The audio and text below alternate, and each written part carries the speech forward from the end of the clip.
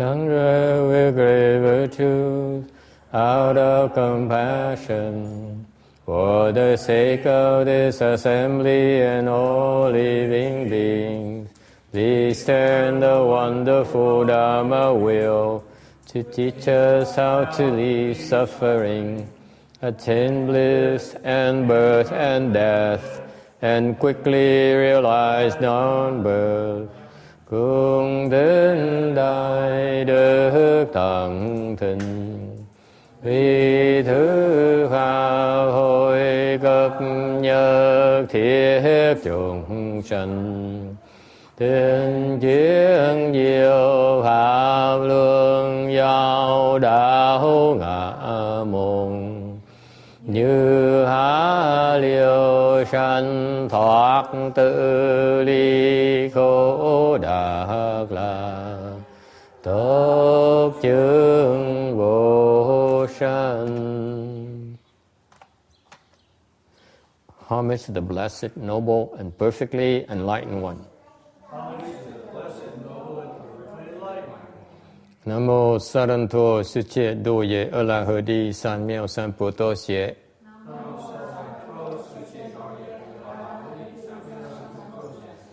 Nam mô Tạc Đạc Tha Tô Già Đà Già A La Ha Đế Tam Miệu Tam Bộ Đà Tọa.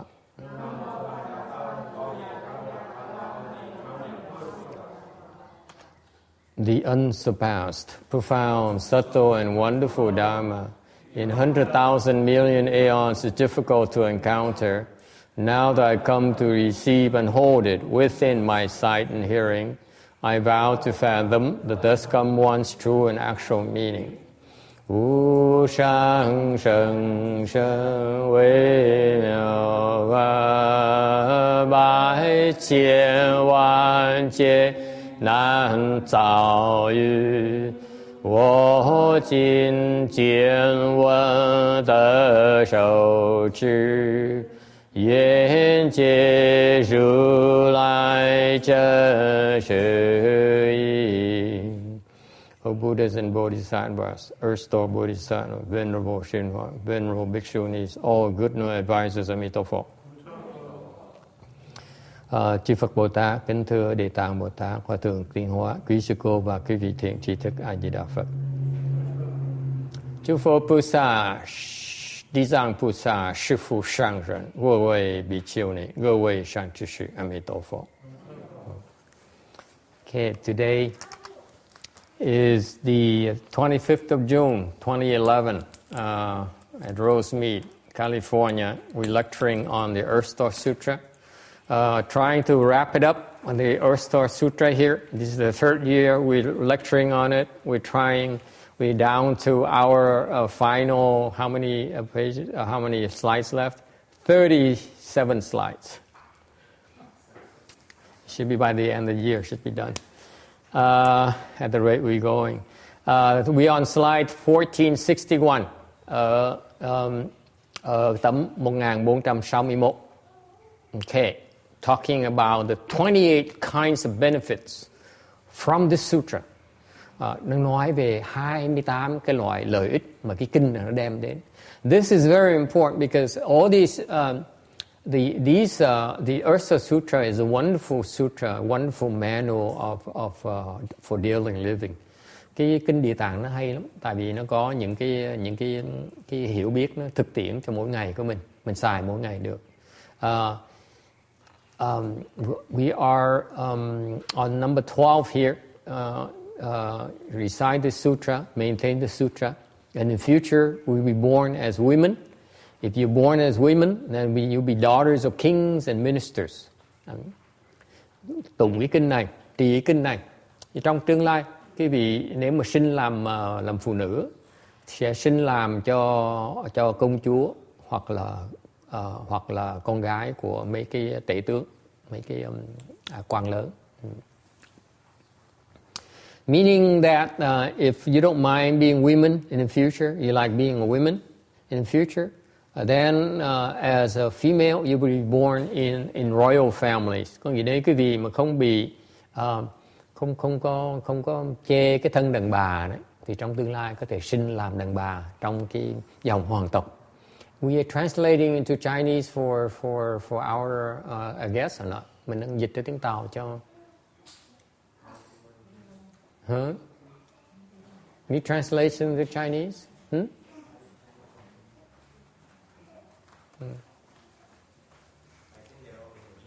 Huh? They're all Vietnamese? You don't need any Chinese translation?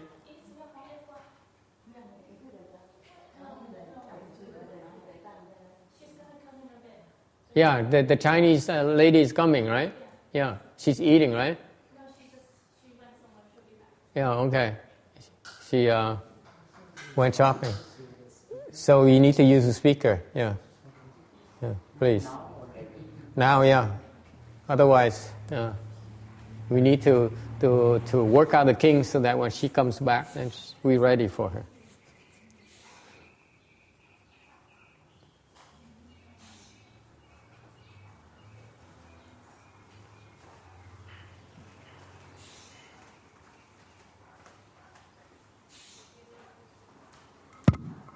Okay. Now, are you translating? Should we wait for that or not? Go ahead and translate. You use the microphone or not? It's not hooked up to the microphone. Yeah.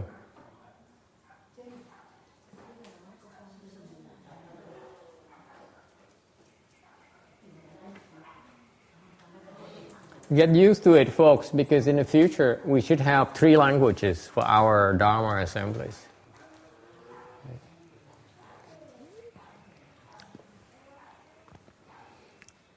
And when Mikado gets older and Mai gets older, we might do Japanese as well.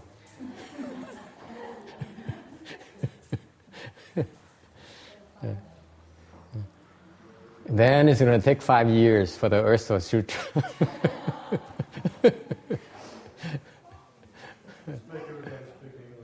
Yeah, of course, everyone to speak English. That's right. Yeah.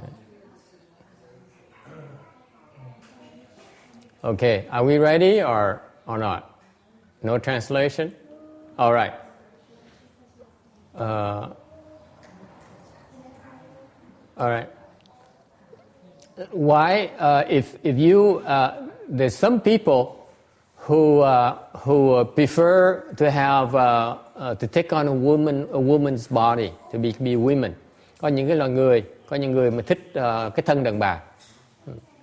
Not because they like the woman's body, không phải vì thích cái thân đàn bà. It's because it's what the Bodhisattvas, the 4 dharmas of attraction refer to as the same work practice. Trong cái tứ nhiếp pháp á, ngoài cái đó là đồng sự đó. Meaning that if you want to teach women, chẳng như quý vị muốn dạy phụ nữ, okay, it's better to take on a woman's body so that you know what the kind of problems women have. You can relate to them at a more intimate level, much closer level. Chẳng hạn như quý vị mà muốn cảm hóa, giáo hóa người phụ nữ, thì nếu quý vị mà dùng cái thân người phụ nữ thì có thể hiểu cái hoàn cảnh, cái sự khó khăn của người phụ nữ hơn là người đàn ông. For example, I have no clues what women go through. Okay, all I can tell is when they grin or when they complain. Chỉ biết khi nào họ than phiền hoặc là họ nhăn mặt thôi. Like Roberta, I don't know what her problems are until she complains to me. Now she doesn't complain anymore. Now I'm really clueless. Bây giờ đệ tử tôi đó, trước bà thay than phiền, tôi mới biết được vấn đề của bà. Nhưng bà không than phiền nữa, thành tôi chả biết bây giờ bà có vấn đề gì nữa. If you don't complain, I don't know how to help you. So anyway,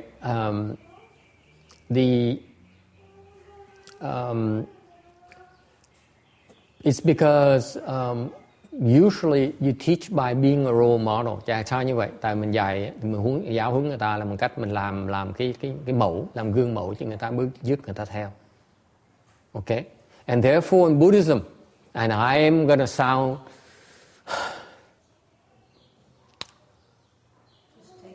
not a male chauvinist for a change. Vừa nói thành thật mà nói có vẻ không có thiên là ông lắm mà đổi cái cương vị một tí. It turns out that in order for us to transform men and women, we need to have role models that are both male and female. Okay, that's a better way to teach and transform the genders.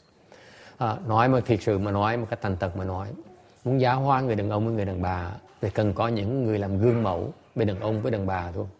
Okay, that's what needs to take place. This is why, in my personal opinion, okay, that the Buddha ultimately allowed women to enter the sangha. Bởi vậy tôi mới theo cái hiểu biết của tôi, cái nhìn của tôi, cuối cùng Đức Phật phải cho những cái người phụ nữ vào cái tăng đoàn để mà người phụ nữ có thể làm gương mẫu và dạy cho người phụ nữ được. It's because we need to have bhikshunis to act as role models for the females. Because we men don't know how to do it. Tại vì người đàn ông chưa đủ. Okay? So I impress upon you, especially Sanghas who are nuns and monks as well. You should take it upon yourself to work hard and to be role models for the lady. Bởi vậy tôi khuyên những cái người mà xuất gia, tăng với ni cũng giống như nhau, là phải chịu khó tu để mà thành thục cái thành tựu cái pháp môn của đại thừa, để mà làm gương cho vừa phụ nữ mà vừa đàn ông nữa. Okay? Any questions, comments? Ai kiên thắc mắc gì không? Yes.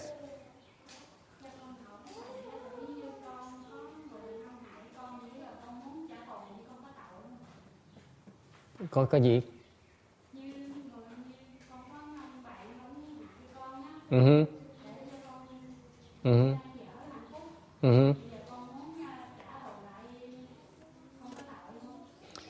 The question she has, never mind about role models. It's an editorial comment again. It says, I have a male friend who harmed me. He ruined my happiness. I want to have some revenge. Is that a good idea? Do I commit any offenses? Okay, not against me. Muốn trả thù, giận đương nhiên phải trả thù. I say, if you're angry, you should have revenge. Nếu mình giận, mình phải trả thù. Okay, chứ thôi mình giận ai bây giờ? Sao mà hết giận bây giờ? If you're so angry, you need to take revenge on people, because otherwise, how are you going to work off your anger? You tell me. The rest of you who are wiser than I am, the rest of you who consider yourself to be Mahayana Buddhists, what do you do? Tại vì mình không giận, mình không trả thù, sao mình bớt giận được? Mình không giận, mình không bớt giận thì cái giận nó đốt trong người mình, nó hại mình. Let me put it this way. The reality is that my point here. Let me in all seriousness. If you're angry and you do not work off your anger, you're hurting yourself. Sự thật là như vậy này. Nếu mình giận, thù người ta, mà mình không làm cái gì để mà giải cái giận đó, thì cái giận đó nó đốt mình, nó làm người bệnh hoạn. Let me tell you, if you harbor anger, you're a very sick person. It makes you sick. It burns you. Okay? So instead of burning myself, the first choice, of course, is to revenge.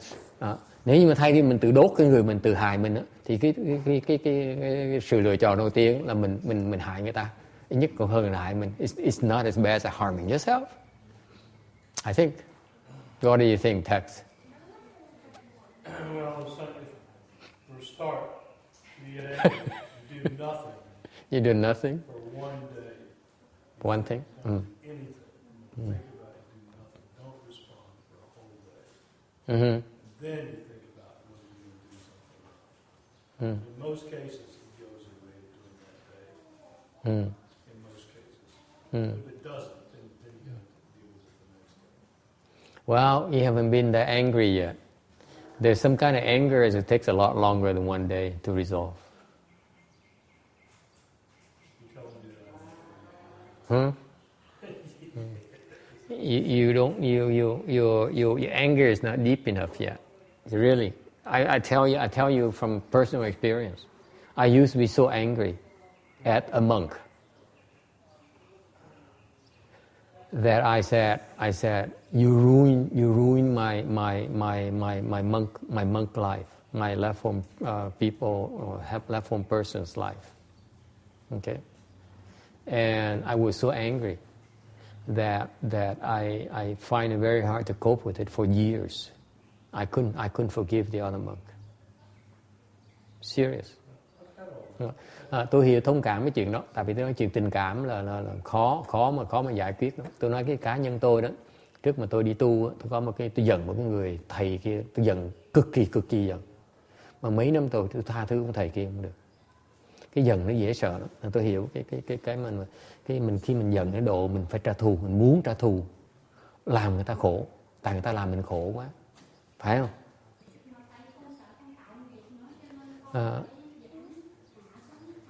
Vậy là vẫn chưa giận. Tôi giận cái độ mà tôi không sợ tạo nghiệp luôn nữa. She says she's afraid to cause offenses, to create offenses. I said I was angry. I was not afraid to create offenses. I was so that angry. Okay? What to do? Làm sao bây giờ? Don't ask me whether I'm still angry today. Okay, it's a personal thing. So, and don't make me admit failure in public. Thầy đừng có hỏi tôi là ngày nay thầy còn giận không? Lỡ mà thầy còn giận, thầy mất mặt dễ sợ lắm.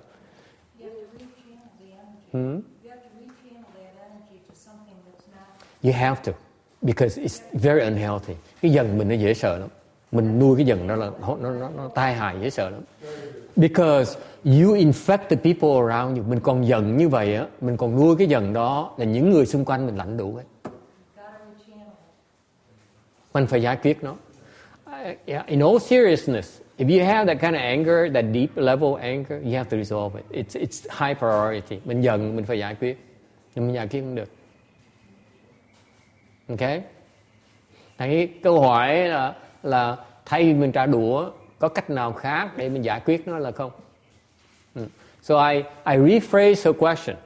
I said, instead, if you realize you're very angry, okay, you realize you're extremely angry, okay, the question should be, instead of revenge, say the question should be that I recognize I'm very angry. Is there any way for me to work it off? Okay, including revenge. Does it make sense? Thành mình trả cái câu hỏi là mình phải làm cách nào để mình giải quyết nó, mà cũng có thể là trong cái sự giải quyết mình phải trả thù người ta. Okay? It's better, I think, if you can resolve and have a revenge at the same time. It's like two birds with one stone. It's perfect.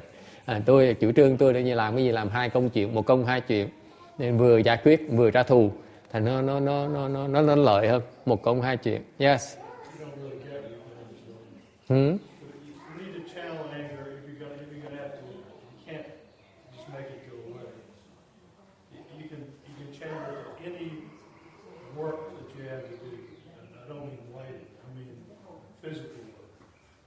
You can either run, walk for a long time, wash every dish in the house, clean everything. Yeah. You have to spend the anger. You have to reduce the angry energy by letting it out somehow. Okay, by using it. That's the point you're trying to make. Okay. Ông nói đúng. Khi mình biết mình giận như vậy, mình có cái lực giận ở trong, có cái sức ở trong nó, thì mình phải xài nó để trong nó đốt mình. Cái lửa giận nó đốt người mình. Okay. If you allow your angry fire to stay inside of you, you're burning yourself. Okay? You're burning yourself up. Okay? So you're better off trying to work off the anger. Release it somehow. Okay? Take a cold shower. Or... Doesn't work? Have a drink. That works. No one disagrees with that. Chẳng như là mình làm cái gì đó để mình bớt giận. Chẳng như see what happened is an executive boss of mine, he said he used to have a huge temper. His boss said something and he's just like want to kill someone. So you know what he did? Trước có cái người sếp tôi á, là ông chủ hãng, mà chủ hãng sếp ông á là nói gì một cái làm ông giận cứ nổi điên lên. He used to be an ex-hockey player. Quý vị biết ông này ông chơi hockey. Nhưng hockey player biết chơi hockey là gì không? Là suốt ngày gặp địch thủ tới là hút. See, you know hockey players do. They get on the ice rink and they find someone they want to hit.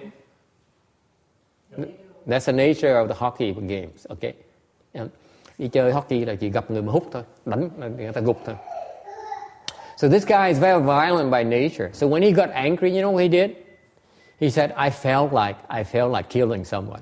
Ông nói là lúc mà nhiều khi làm việc, ông boss làm mình giận quá, muốn giết một người, giận đến độ như vậy, ông nóng như vậy đó. So what did he do? In his office building, he said, what I did is instead of killing someone, I climbed the stairs, all the 50 stories because he's an executive, he's on the top floor. So, tại vì ông đó là ông cũng là chủ hãng, cũng là cái vai rất là cao, cái đó, công việc rất là cao. Thành ra cái lầu đó 50 lầu gì thì cái office ông ở trên lầu cuối trên cao nhất á, thì ông chạy, ông đi thang máy xuống dưới lầu thứ nhất, xong ông đi bộ lên, ông leo bộ lên 50 tầng. So he would take the elevator down to the first floor and climb up, use the stairs to go up to his 50th floor. Okay, by the time he got to his floor, he said, I'm wiped out. Ông nói khi mà ông leo tới cái lầu thứ 50 một cái đó, là ông hết hơi, không còn nghĩ chừng giận ai nữa hết. Okay, that's one way. The point is that you work off your energy. Cái đây là mình phải khôn. Khi mình giận như vậy, khi mình biết mình giận như vậy, đừng có làm. Mình làm cái gì để mà không có tái hại. Mình đi xài cái sức đó. Okay. The point is là sao?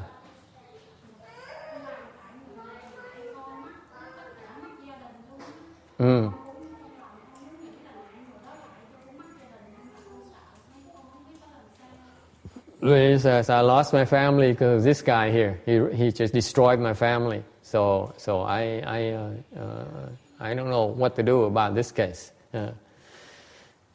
Cái này khó. I don't know how to answer this question. Her question is so difficult. No one ever destroyed my family.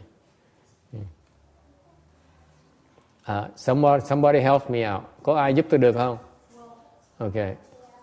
Those of you who have some experience destroying other people's family, help me out here. Có mấy người mà chuyên môn phá hại những gia đình người khác, giúp tôi một tay đi. Huh?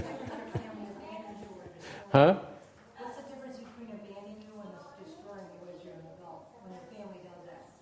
The difference is you have to look at it and say, I have to take care of myself and I'm going to do something about it. You see, it's even worse. It's even worse when they abandon you, when they reject you. It's much worse. Okay, because not only are you angry, you're also ashamed of yourself. That's true. But you have to rise above. Yeah. Cái bà kể, tôi hỏi có người nào anyone translating in Chinese or not? No translate. Go ahead and translate. Let me take a break and think about this. It's a deep issue here.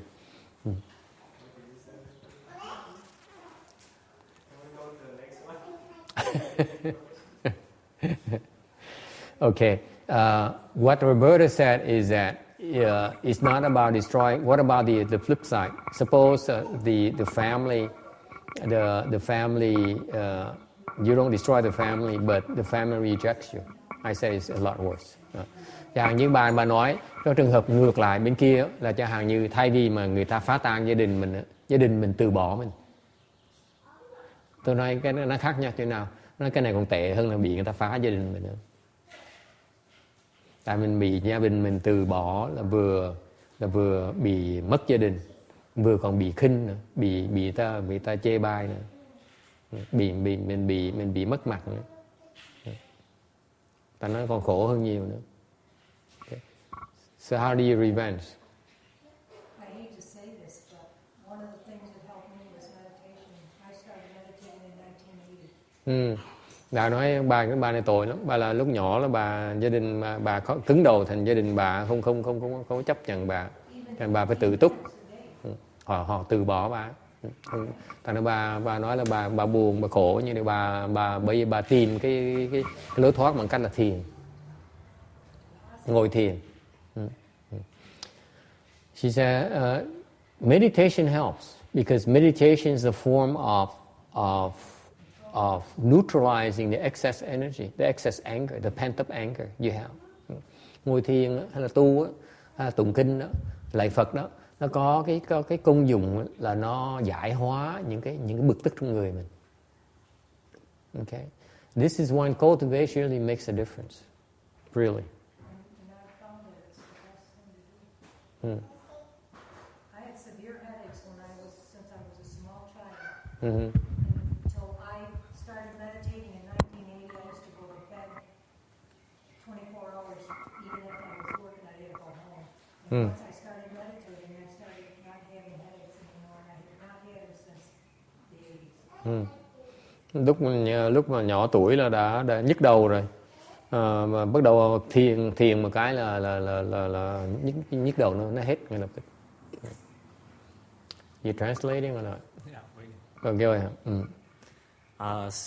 课堂上的问题是说，那个家庭被破坏，有可能不会比被家庭放弃还伤得更深啊？这样子怎么解决这个问题呢？这一种有那个报复的心，这一种的力量课堂上那个 Liberta 在讲说修行禅坐的话，有可能对这个有帮助。他在这一段期间，还有办法禅坐的时候、修行的时候，有办法让把这个多出来的那个憎恨把它解决掉。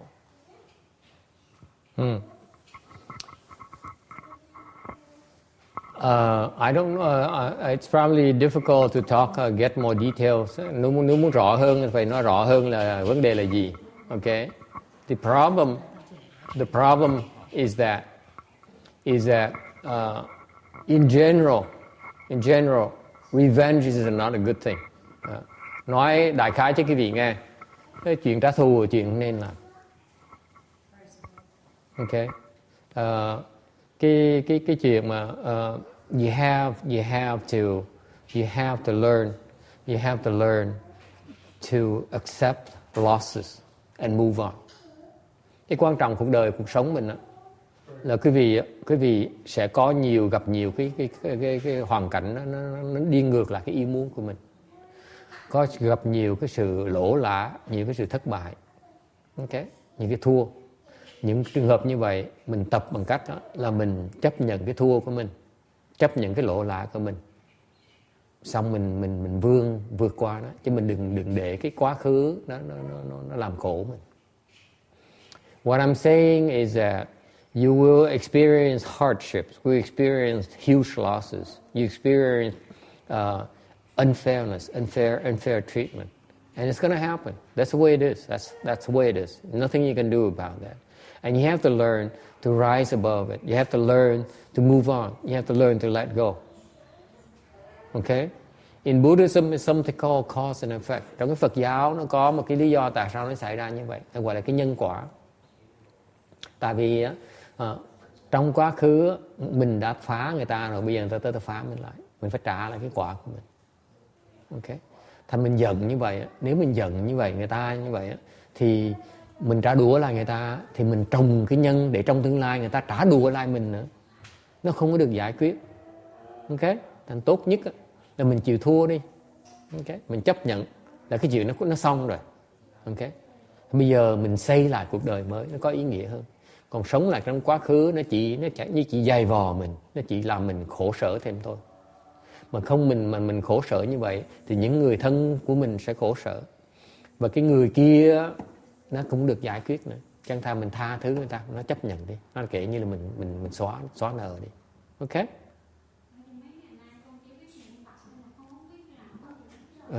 Con mình chấp nhận đi, mình chấp nhận, kể như là mình mở mình bắt đầu một cuộc đời mới, mình bắt đầu lại đi, không sao hết. Mình còn trẻ mà, đâu có mất mát gì đâu. Có nhiều người mình vẫn còn xây lại cuộc đời còn kịp mà, đâu có sao đâu.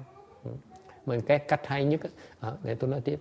So she says, so the last few days I found myself reciting Buddha's name and I don't know what to do. I said, you're still very young. You still have time. So don't allow yourself to be bogged down by the unhappy event. Move on.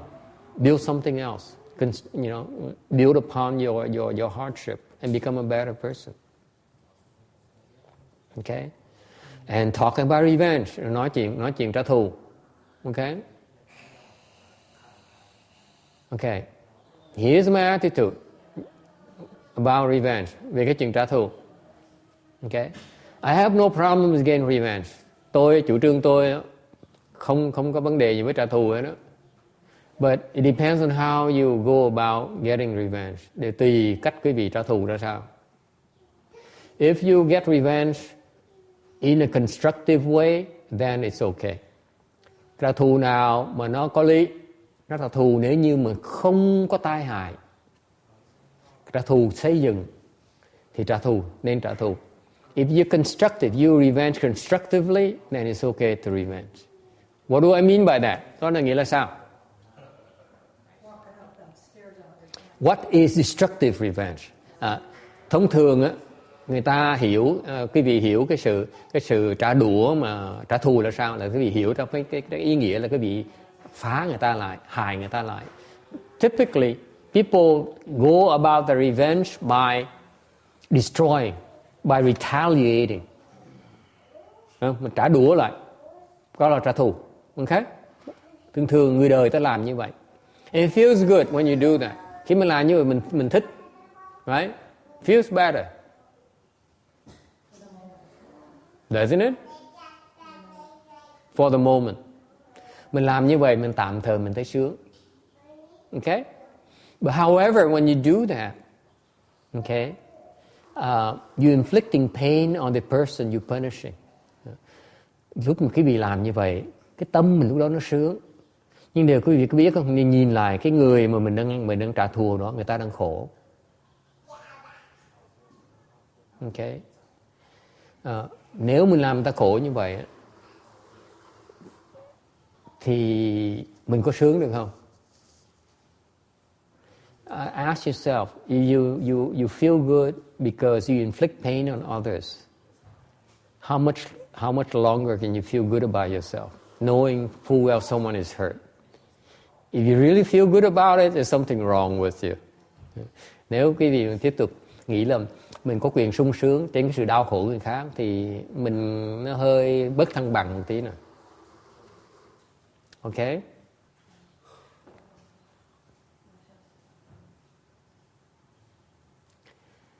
The better way of revenge, cách mà trả thù hay hơn á, okay, is to forgive.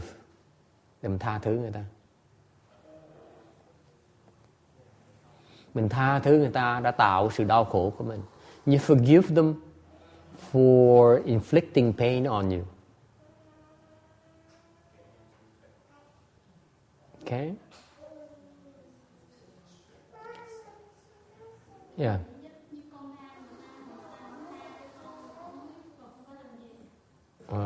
That's when you go and get a gun. She says, I want to forgive them, but they're not willing to let go of me. I says, when you get a gun. Lúc đó mình mua cái súng, mình tập bắn súng. Okay? There's so much I'm willing, I can go so far. Sức tôi có hạn chừng đó thôi. Đừng có chọc tôi điên rồi tôi bắn đó. You tell them, don't drive me crazy because if I'm crazy, I will shoot.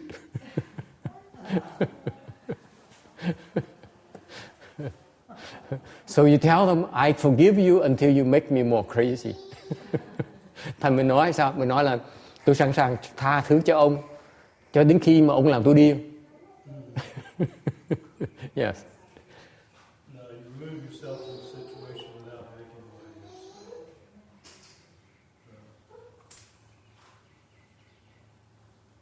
You have to put yourself in the questioner's shoes.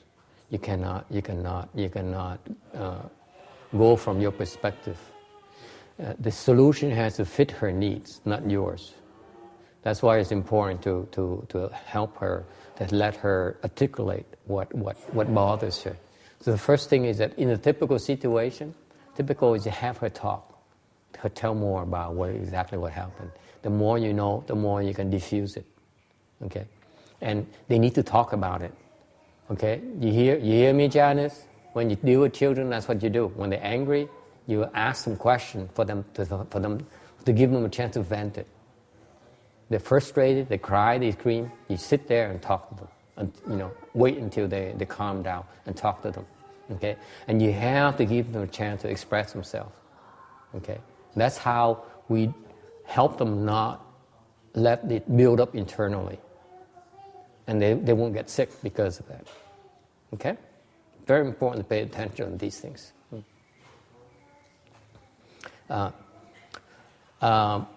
Cái quan trọng là người tới cái quá hiểu đó, cái thử thách của mình, người tới ta cứ đẩy mình hoài, cái chọt mình hoài để coi thử mình chịu đựng nổi nữa không. Mình coi cái đó là mình đang trả mình trả lại cái nợ cho người ta. Mình đã làm khổ người ta rồi, bây giờ tới nhất định làm mình khổ. Ok, nếu mình trả đũa lại thì cái nợ mình nó chưa được giải quyết. Cách tốt nhất mình chịu đựng thì mình sẽ giải quyết được, nó sẽ hết. Một ngày đó mình chịu đựng hết sức mình rồi, hết cái nợ đó rồi, bỗng nhiên người ta nhả mình, ta tha mình, là chuyện như nó xong. Ok, cái luật nhân quả nó hay lắm nha, luật nhân quả rất là hay. Biết trong những cái chuyện mà lịch sử của Phật giáo nói đó, là những cái người mà chịu đựng lại cái đó nó được giải quyết hết, nó không có tạo cái nghiệp mới. Còn nếu mình trả đũa là mình tạo nghiệp mới, là cái sự nó cứ giằng co hoài, là mình cứ đánh qua đánh lại, giằng qua đi giằng qua lại, thì kiếp này kiếp sau cứ kiếm nhau mà trả đũa nhau hoài, nó không bao giờ giải quyết. Chẳng thà mình chịu đựng đi, thì cái đau khổ của mình đó, ok, ngày nào đó mà đủ, người kia sẽ ngừng lại. Có nghĩa là trong Phật giáo có nghĩa là mình nói là mình trả xong cái nợ mình rồi đó, người ta phải trả mình, ta không thể nào mà hơn được nữa. Ok, tự động tới nhả. Ok, đừng có sợ. Thành ra cái lời khi mình chịu đựng như vậy là mình có được cái tính nhẫn. Ok, mình chịu đựng, thành con người mình nó tiến bộ, mình được kiên nhẫn hơn nhiều.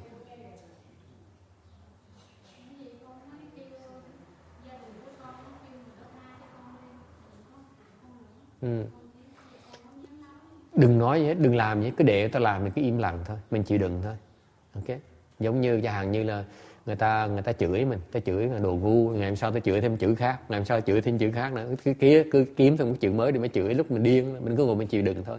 Ngày nào đó họ chửi đủ họ sẽ hết, hại mình đủ họ sẽ hết, không cần làm gì hết đó, im lặng thôi. Ok, nếu mình nói gì người ta kiếm cách ta làm mình phiền não hơn nữa. Mình nói có nghĩa là người ta biết nó có hiệu quả, còn mình im lặng ta tưởng không có hiệu quả, nhiều khi ta bỏ sớm hơn nữa. Okay. I said so. It's better to learn to endure it, not react to it, because if you have any kind of reaction at all, they will jump on it. You just take it and not say anything. Okay, and that's how you build patience. Cái đó là tu đó nha, cái đó là tu đó. Thành ra cái phương pháp là sao? Nhiều khi ta làm mình chịu đựng nổi nữa, thì mình đi lại Phật, mình lại cho hết hơi mình luôn, lại cho mệt luôn á, thì mình cái giận nó tiêu ngay lập tức. Mình mệt có sao mà giận ai được nữa. So I say, for example, a very simple trick. If you're so angry at someone, all you have to do is go and bow to the Buddhas. Keep on bowing like crazy. You bow to the point you're so tired, you cannot be angry anymore. You're just too tired to be angry. Okay? Does it help? Được không? All right. Yes. We have a question here is saying that if you are able to forgive the other person won't let up and want to see you dead anyways. What you do, even though you forgive them, but they still chase you That's when you call your wife and have your wife take care of that.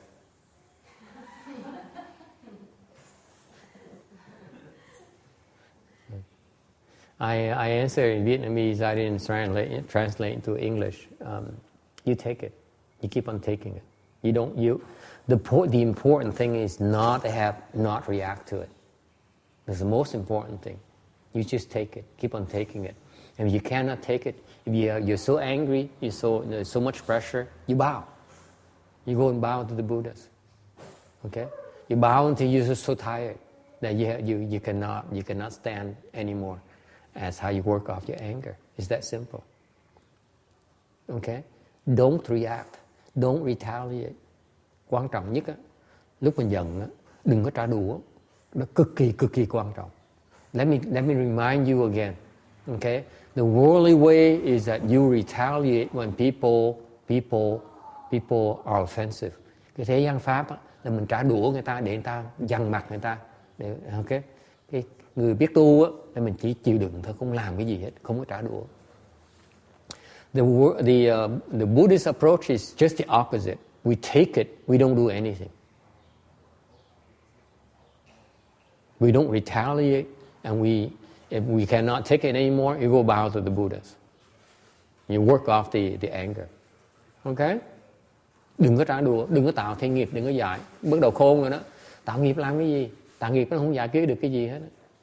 She's getting the right idea that she's afraid to cause offenses, create offenses. She's right. Don't create more offenses.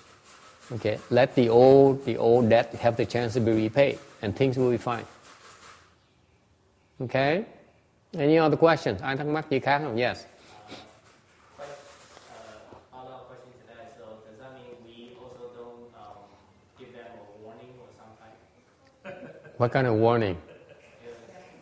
Just tell them to stop or whatever. Tell them to stop? You think if you tell them to stop, they will stop? It's already happened. Huh? They are bent upon afflicting you. Whatever you do, they grab onto it and make you more afflicted. They find a way to make you more afflicted. Cái người đó người ta muốn làm mình phiền não. Thì bất cứ mình làm cái gì, người ta chỉ tìm cách để làm mình phiền não thêm nữa. Thành ra mình cứ lầm lơ, mình im lặng để người ta không có cái gì để mà hơn, để người ta nghĩ cách để làm mình phiền não. So if you take it, you endure it, and you don't do anything, you don't retaliate, they have few ammunition to get back at you. Okay? Hiểu không? Mình im lặng thôi, không làm gì hết đó, chỉ chấp nhận thôi. Yes? Warnings. The only time to ever issue a warning is if you're absolutely going to respond to whatever they're doing with overwhelming force. Either you're going to do something yourself, or you're going to get the police in, or something like that. Mm-hmm. You can say, give a warning then. No, like that's only if you really intend to destroy it and stop. No, but then otherwise the warning is just nonsense. But if you give a warning, then it makes sense, because sometimes people will heed the warning. They see that you're serious. They will stop things right there. But warning people that you don't mean it. But once you give the warning, be prepared to follow through. Follow through, don't give the warning. Otherwise, You just take it on. yeah, it only makes it worse for yourself. Yeah. I give somebody a warning. If I'm just getting ready to call the police. Yeah. Just like, so before the even warning, you bring out a 44 Magnum and say, well, you feel lucky today, punk. It's always like You feel lucky, huh? Yeah, I feel lucky today.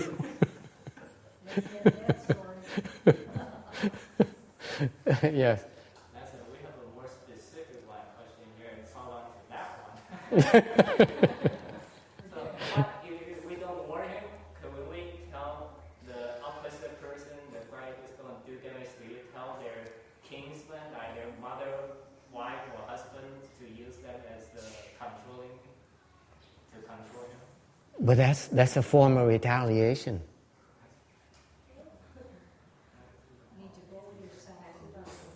Now, not only are they mad at you, they're going to be an addition of it, and on top of it, they're going to be mad at you for going to the mother. Now they have two reasons to be mad at you. Right. Very good. Yeah, justified too.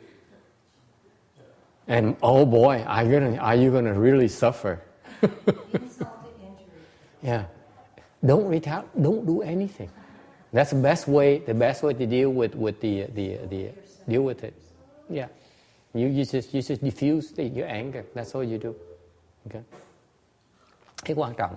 Tôi nói là chẳng hạn như mình đi ngang, đi sau lưng mình tới mình cảnh cáo người ta, hoặc là mình nói với cha mẹ họ, là nói những người thân thuộc của họ để cho họ bớt nhẹ tay với mình.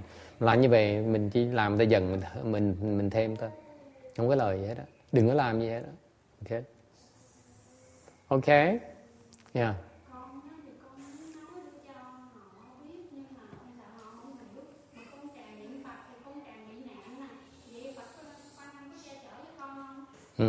He says, I want to tell them, but I don't think they can understand. But when I recite the Buddha's name, do I get protection? No. Phật không có che đâu. I can assure you the Buddha is not going to protect you. Huh? Only when you need it. He's not going to protect you, you need no protection. Tại sao tôi biết Phật không có bảo vệ đâu? Tại vì Phật chỉ bảo vệ khi nào quý vị cần mới bảo vệ. Con sức khỏe mà còn mạnh như ai bảo vệ làm gì? Phí sức. I said, she can take care of herself. Why should the Buddha protect her? She can protect herself. Đúng không? Mình tự bảo vệ được, người ta Phật bảo vệ mình làm cái gì? Chừng nào mà cần Phật mới làm, chứ còn đâu Phật đâu phải rảnh rỗi mà đụng cái là ôi cái cô đó tội nghiệp, tôi bảo vệ cho cô tự dư sức bảo vệ cô làm cái gì? I say the Buddha is not like he has a lot of free time like myself. He can't say I like that lady and if she needs help I better go and protect her. His attitude, I can assure you, that the Buddha thinks like this. He said she's perfectly capable of protecting herself. I ain't gonna protect her. Okay? Phật á, thiệt sự chỉ giúp mình khi nào mình không có đủ sức mà tự giúp thôi. Okay? The Buddha will not come and help you unless you're helpless. That's the truth. Thì thật là vậy đó. Mình phải tự, mình còn sức, mình phải tự lo trước cái đã. Cho nên hết sức rồi Phật mới giúp được. Let me tell you, the Buddhas, they look at us and say, are you at the end of your rope? Then I come and help. If you still can find a way to fix it yourself, you fix it. Tại sao như vậy? Tại khi mình còn có sức tự lo được á, thì mình mới phát cái huệ mình mới hiểu được. Còn nếu cái gì mà cũng đụng cái Phật tới giúp thì mình không hiểu được cái gì hết á. Okay? Because if the Buddha helps you every single time, then you never understand. Okay? Mình phải khổ sở, mình thất bại một tí, mình mới hiểu được. You have to suffer a little bit, just a little bit, more.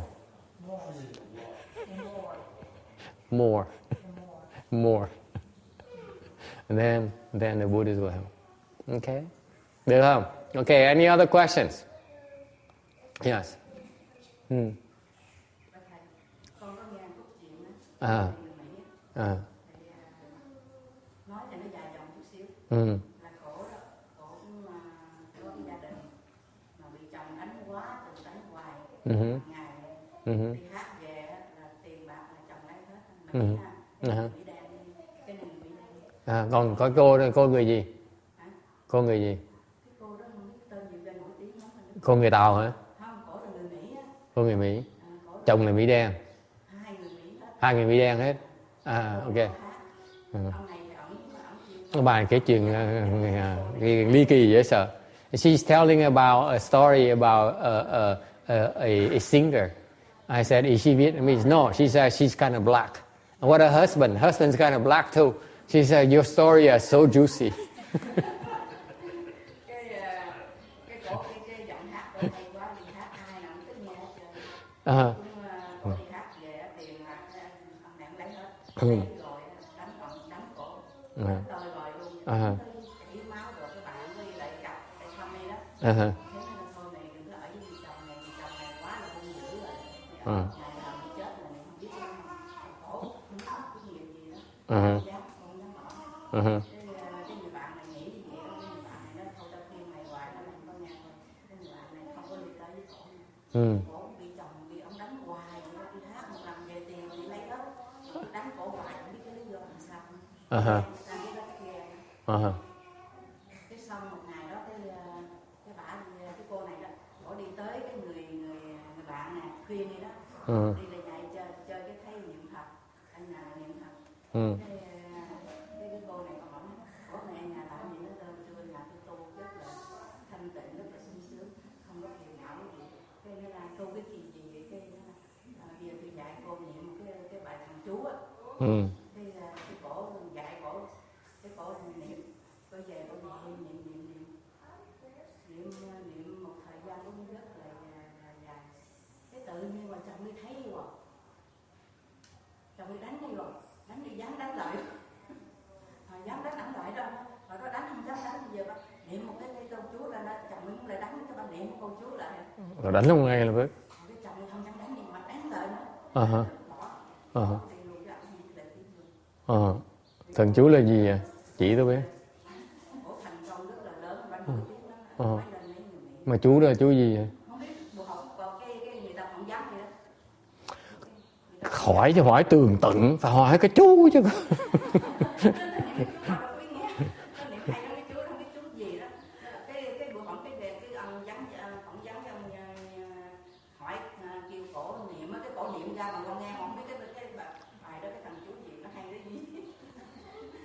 Thế nên là từ đó bạn niệm cái thằng chú đó hả rồi chồng đi không lại kiếm thì rồi bỏ luôn không thôi là bỏ không có được hay như vậy đó nha cái ông dám đó ông nói là bây giờ cô niệm cái bài chú cho tôi nghe cái cổ niệm ra niệm nó hay dễ sợ luôn bài đó cũng hay không biết cái bài đó phải kiếm cái ông kiếm cô đen đen đó mà học cái chú đó đi. Lát nói với quả ngân đó, lát hỏi quả ngân riêng. She says there's a black lady, a singer who sings very well, and she makes a lot of money. And the husband, she would go home with the money, and the husband takes the money and then beats her up every single day. And it's so bad that she's very unhappy. She's bruised and she's hurt and she's injured and all this stuff. But it doesn't stop. So her friends told her to leave him. And she says, "No, I can't leave him." So one day she went to see an acquaintance who lives by herself, and she said, "What are you doing?" He said, "I recite the Buddha's name. I recite some kind of mantra." And so she learned the mantra and she started reciting. After a while, whenever the husband wanted to beat her up, she would recite the mantra and the husband would stop the husband. He wouldn't dare touch her. Okay, so I asked her, "What kind of mantra is that?" She says, "I don't know." I said, "You should." That's the most important thing about the story. You don't get it, do you? This is how you make money. This is the money part.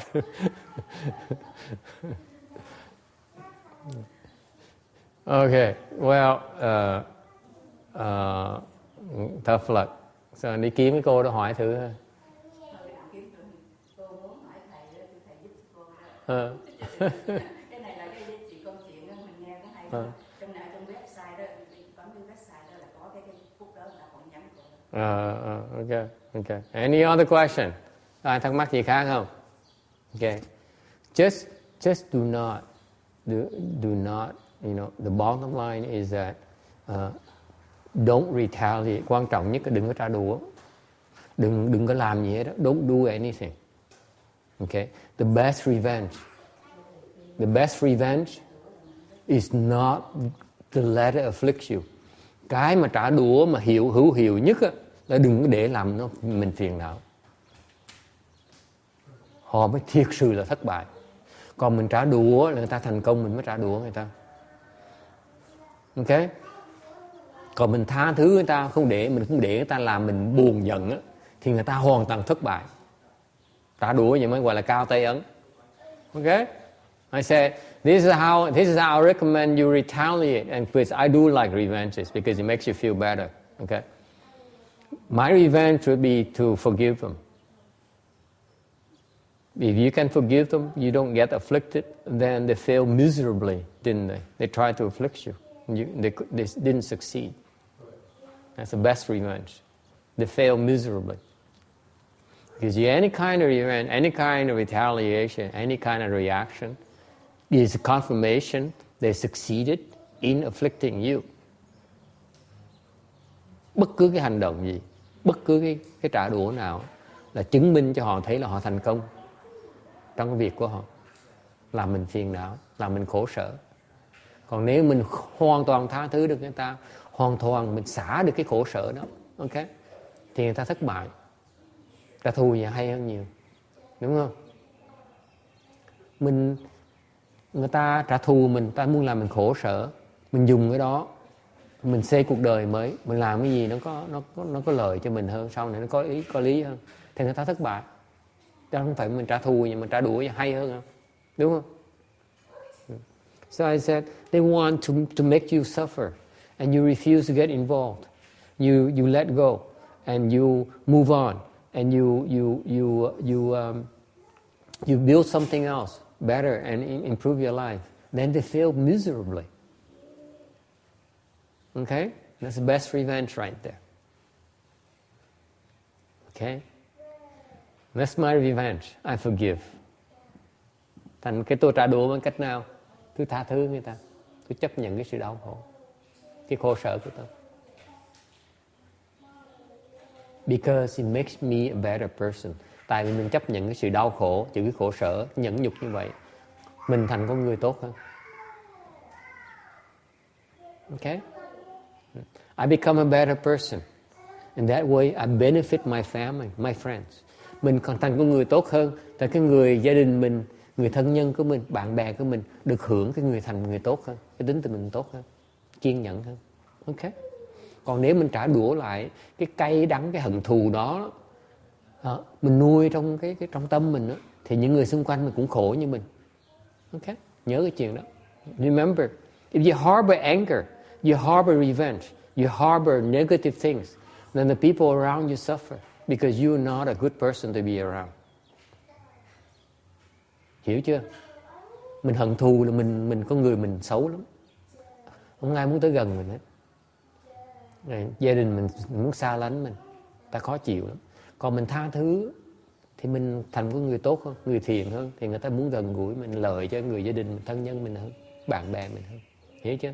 Trả thù nhưng mà mới là hay. Còn trả thù mình xấu như người ta thì đâu có trả thù gì trọng đó. Đúng không?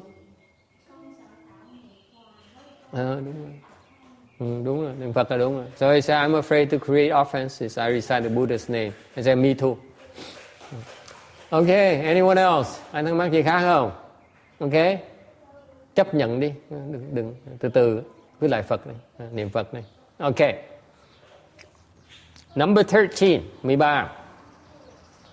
They will be upright and have handsome feet appearances. Đoan chánh tướng hảo. Okay. The features usually upright and usually for it shows the presence of wisdom and blessings. Thường cái tướng của mình đó, nó lộ ra cái phước đức của mình.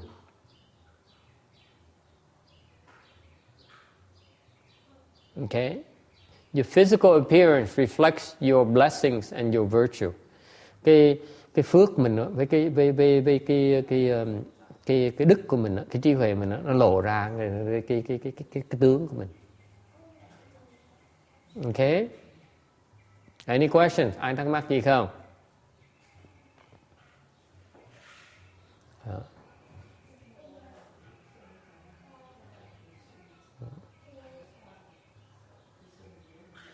In fact, Master Shin Hoa, I don't have the pictures anymore, but I used to go to Long Beach Monastery when the older, in the younger days, Master Shin Hoa's face is like triangular. Quý vị biết không?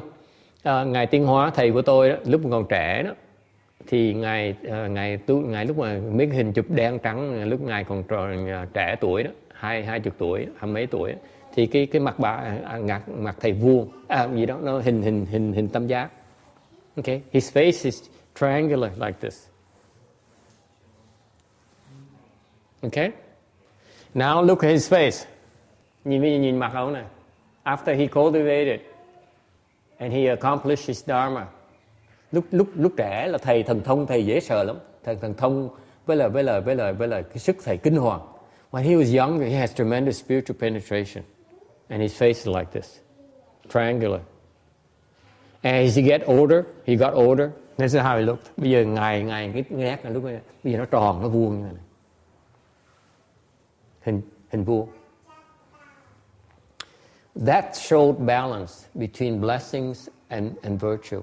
Cái này á là cho quý vị thấy cái nét mặt á, là cho quý vị thấy là cái đức với cái phước á, nó đều. Tôi với thầy. The face is very important. You look at a person's face, you can tell the balance. Cái nét mặt của người nó lộ ra cái phước với cái đức của mình. Okay? So this is where plastic surgery is important. Bây giờ giải phẫu thẩm mỹ nó quan trọng lắm. Okay?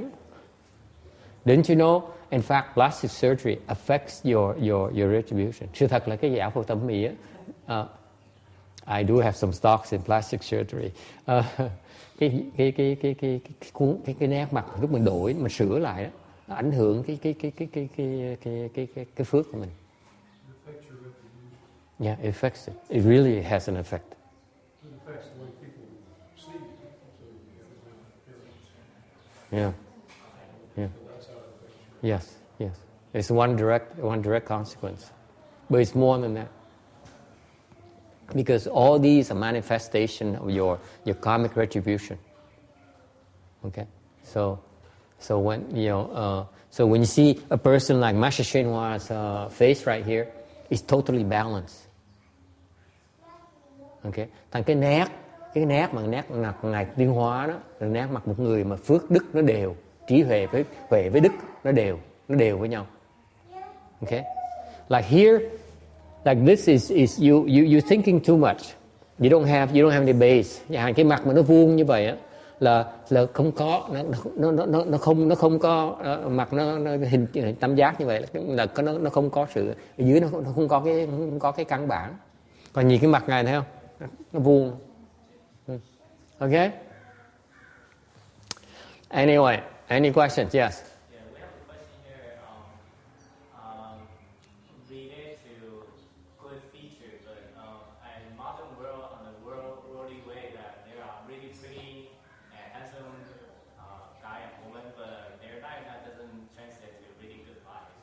And some ugly people, they actually have a good life. Why is that? Why is that? Even though he says that if you have like Guanzhen and upright and handsome appearance, Right. you have a very good wisdom, but it doesn't really work that way in real life. Yeah, because some of them are pretty boys and some of them are smart boys.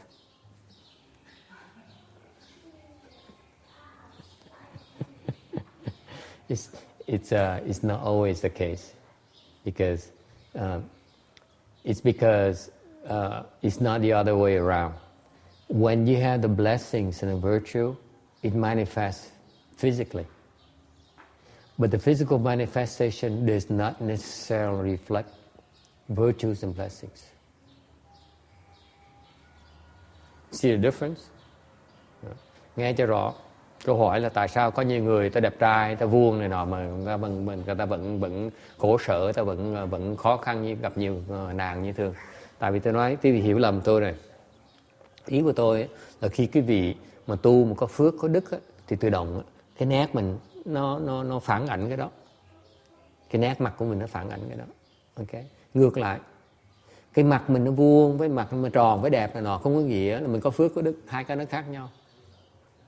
Ok, có thể vì giải phẫu thẩm mỹ thành mình nét đẹp với ok, does it make sense? Oh well, someday you understand. Well, say a guy that's really great with a guy like Charlie Sheen. Yeah, Well, he has about no virtue whatsoever. yeah. So it's hard to tell what's going on. Right. It's a lot more than that because Charlie Sheen has no kung fu whatsoever. Okay. You know, like the guy is so full of himself. But look at this guy. Look at his face. Okay. He's a very kind man. He's a very wise man. So it's different. You go near a person like Charlie Sheen, you only see me. Like me. I'm special. When you go near Master Shen Hua, he radiates kindness, he radiates compassion, he radiates peace. So it has substance as well as marks. There's two sides, substance and marks. Đừng có lầm với nhau, một cái là tướng, một cái là cái thể. Okay. Cái căn cơ của mình đó, như Ngài Tiến Hóa là căn cơ Ngài là căn cơ của cái từ bi, căn cơ của cái đạo đức. Thành mình gần Ngài, cái thể của Ngài làm mình nhắm mắt, mình cần nhìn mình cũng thấy sung sướng, thoải mái nữa. Okay. Ngược lại cái người mà có nét ở ngoài là chỉ cái tướng ở ngoài thôi.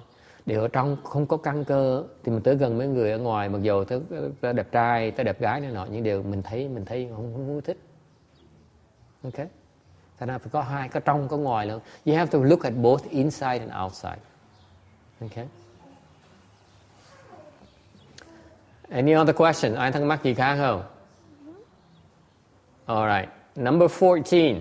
They will often be born in the heavens. Okay. Họ thường sinh vào cõi trời. Trust me, folks. The heavens are a lot of fun to be. Nói cái vị nghe. Trên cõi trời sướng lắm. Rất là sướng. Okay. If you think you got it made here, you ain't seen nothing yet. Cái vị tưởng tượng ở đây, mà cái vị muốn sung sướng ở đây, thì lên cõi trời đó, cái này thua cõi trời xa lắm. Mình không cách nào mà bằng cõi trời được hết. Cái sướng của mình thua xa lắm. Our pleasure, our enjoyment is so much less than the heavenly enjoyments. It's a fact. Okay. It's so much less. There's no comparison. Ít nó thua xa quá đi. Thành ra mình đừng có ham. So I tell you that so that you don't be so attached to your enjoyment here. Nói cái vị biết để cái vị bớt tham cái sự sung sướng ở đây đi. Okay, tại cái sung sướng ở đây nó còn thua cõi trời xa lắm. It's so much the enjoyment you have right now. You can experience, and Ước can experience his lifetime here. Is nowhere near the heavenly pleasures. Nó thua cõi trời xa lắm. Everything is so much less. Okay, and yet the heavenly pleasures are so much less than an arhat. Nói hơn nữa, cái sung sướng của cái cõi trời đó còn thua cái sung sướng của cái vị A La Hán xa không thể tưởng được. Okay, and the arhat's enjoyment is nowhere near the bodhisattvas. So he ain't seen nothing yet in terms of real pleasure. Thành ra ngược lại người A La Hán trình độ cái sướng của người A La Hán còn thua cái sướng của người Bồ Tát xa không thể tưởng được. Thành cái vị nghĩ đừng nghĩ một chuyện sướng đó. Thì cái sướng cái vị mà thấy bây giờ nó quá nhỏ này, nó không đáng gì hết. Let me tell you that in honesty, the pleasure you're so attached to right now is nothing compared to the pleasure from cultivation that you can reach from cultivation. Nói cái vị biết cái sung sướng cái vị mà đắc được bây giờ đó, và bằng cách đi làm tiền, bằng cách là đi tranh giành với cuộc đời đó, nó không bằng cái sướng mà cái vị mà có thể đạt được khi cái vị tu. Okay. Any questions?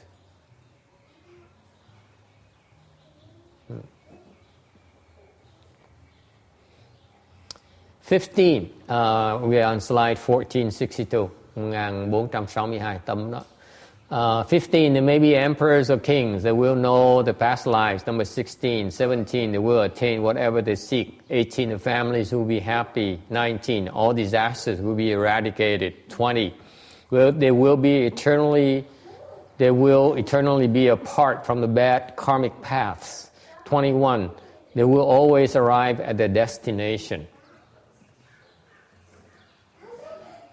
15者，或为利王；16者，速治命通；17者，有求切从；18者，眷属欢乐；19者，诸恒消灭；20者，业道永除；21者，居住精thông. 15 là có thể làm bậc đế vương. 16 là biết rõ việc đời trước. 17 là có mong cầu thì đều được toại ý. 18 là quyến thuộc an vui. 19 là các hoành sự đều dứt sạch. 20 là các nghiệp đạo đều trừ hẳn. 21 là đi đâu cũng tới nơi cả. 15, they may be emperors or kings. 15,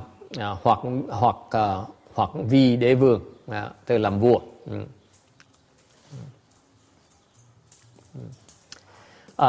Emperors are fun, but they're not as blessed as those who can cultivate. Làm vua, làm tổng thống là rất sung sướng, nhưng cái phước họ còn thua những người có thể tu được. In fact, let me tell you, those who can cultivate used to be kings and emperors. Sự thật quý vị biết á, những cái người mà tu được á là những người kiếp trước á đã từng làm vua, làm tổng thống rồi. Okay. This is why the emperors and the kings of old used to like to sponsor people to lead the home life. Tại sao như vậy? Tại những cái vị vua, chúa, tổng thống đời trước á, là họ thích giúp cho người ta xuất gia. Rồi sau này họ trồng cái phước để họ được xuất gia luôn nữa. Họ đủ cái phước để mà xuất gia. In fact, let me tell you, the level of people, those who can live the home life, okay, have tremendous blessings. Nói cái vị biết, những cái người mà xuất gia được là những người cực kỳ có phước. Phước nhiều không thể tưởng được mới xuất gia được. Okay? Who is the richest person on earth? Người nào giàu nhất trên thế gian này? Who's the richest person now? Huh? Ước, who is it? You don't know? What happened to Randy? Randy knows these questions. The answer to these questions. What is the richest man? Carlos Slim from Mexico. Carlos Slim. Ông này nói cái người mà giàu nhất là ông Carlos Slim của nước Mỹ Tây Cơ. You agree? Có đồng ý không? You all agree on that? No, he's not. No, he's not. You're so wrong. Người này không phải là người giàu nhất. Cái vị sai rồi. Anyone knows someone who's richer than this guy? For sure is richer. Có một người khác giàu hơn ông này. Who is it? Anyone knows? What? He's so rich. In money. He has a lot more money. He has a lot more than this Carlos Slim. Biết ai không? Bà hỏi biết ai giàu hơn không? Anyone knows? Anyone? You business people? You don't know? Có ngân ai giàu hơn? Hả? Đức Phật chết rồi sao mà giàu được? He says the Buddha is richer. I said the Buddha is dead. He's not richer. Ai giàu? Ai biết không? Biết ai giàu hơn không? Chứ sao mà? 谁比那位比较有钱？biết ai không? Không ai biết hả? Ôi sao mà dở vậy? You guys, you I'm so disappointed. I thought you people of the world should know this. Cứ tưởng quý vị hiểu thế sự chứ không biết gì hết á. You don't know anything, do you? Hey Joseph, who's the richest man on this earth? Tell me. You know who's the richest man? See, he's thinking about it. Sao? I tell you one person is very rich, richer than Carlos Slims. You know who it is? It's a man, not a woman. Thứ nhất là ông phải đàn bà. Okay. But it's true. It's true. It's a man. That's the biggest disappointment of all. Yeah. Okay. Right. So who is he? Người đàn ông này là ai? Không ai biết hả? Sư cô biết ai là giàu nhất không? Jimmy Buffett. Not Jimmy Buffett. Jimmy Buffett. The Pope.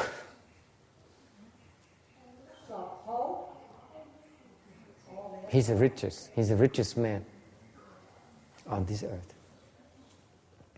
He has so much money. He controls so much money and assets. Agree? Rome is worth more than $50 billion. Yeah, that's it. It's priceless. It's priceless. Just one building. Can't afford it. We need to do more charity. Lots more. Đức Giáo Hoàng giàu nhất của thế gian này. Giàu quá đi. I told you, left home people are extremely rich. You don't believe me. Nói cái vị người xuất gia giàu, quý vị không tin tôi. Đức Giáo Hoàng giàu không thể tưởng được.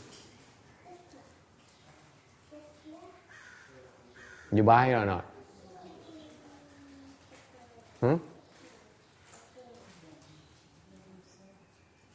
Listen, he has a billion followers. Let me tell you simple arithmetic. Nói cái gì nghe chính số toán với quý vị nghe.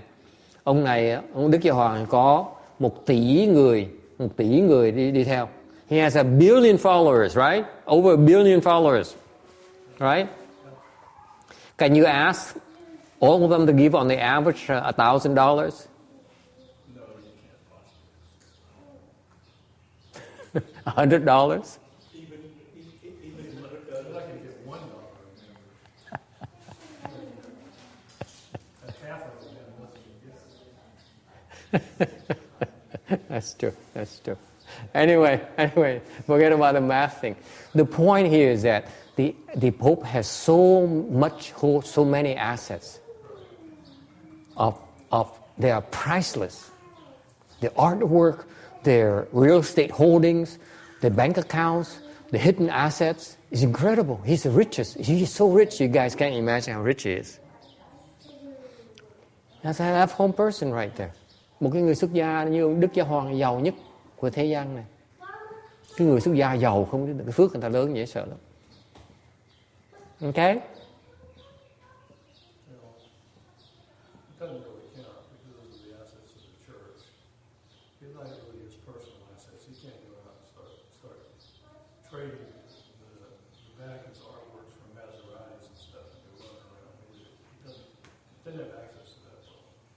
Yeah, that's true in a sense, but at least he has it's under his control. He can do as he pleases. You're right in one way. He doesn't really control. Well, of course, there are constraints, but still, it's just like he does have control, a good part of control over it. Yeah. And the influence on those who have money as well, or the government as well. It's just incredible. You can't imagine the kind of power he has. He wields.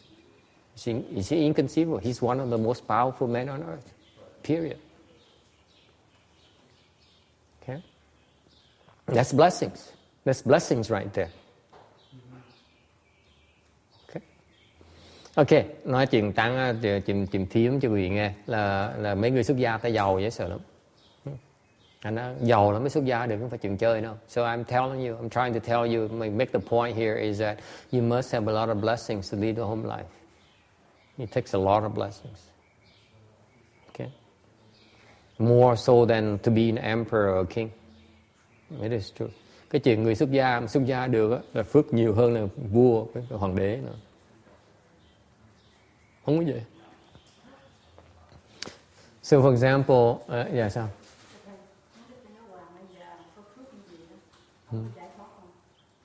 The question she has is, so he's very rich. Does he obtain liberation? It depends on which pope. Tùy cái đức giáo hoàng nào. Tùy ông đức giáo hoàng. Not all popes are the same. Okay, mỗi giáo hoàng một khác. Chẳng hạn như ông John Paul mà trước ông đức giáo hoàng trước, ông đó là đệ nhị địa. For example, the prior pope, John Paul II, is the second ground bodhisattva. So yes, he obtained liberation. Thành cái ông đó, ông đắc giải thoát rồi. This one here, ông này là sao? Well, he's still alive. I can't comment on him yet. Ông vẫn còn sống, nhe răng là tôi không dám nói chuyện ông á. Sợ xúc phạm ông á. Rồi ông phạt tôi phiền lắm. I don't want to offend him because he might get pissed off at me and make me suffer. And I might have to retaliate. Sợ ông xúc phạm, ông giận rồi ông làm ông trừng phạt tôi rồi tôi phải trả đũa, tôi trả thù mệt lắm. Tôi sợ trả thù. Not all popes obtain liberation. Cái ông suffices to say the current pope is not bad. Cái đức giáo hoàng bây giờ cũng khá, rất là giỏi, rất là giỏi. Ông này không phải là người thường. I can tell you the current pope is outstanding. No, he's John Paul's disciple. He cannot be more than John Paul.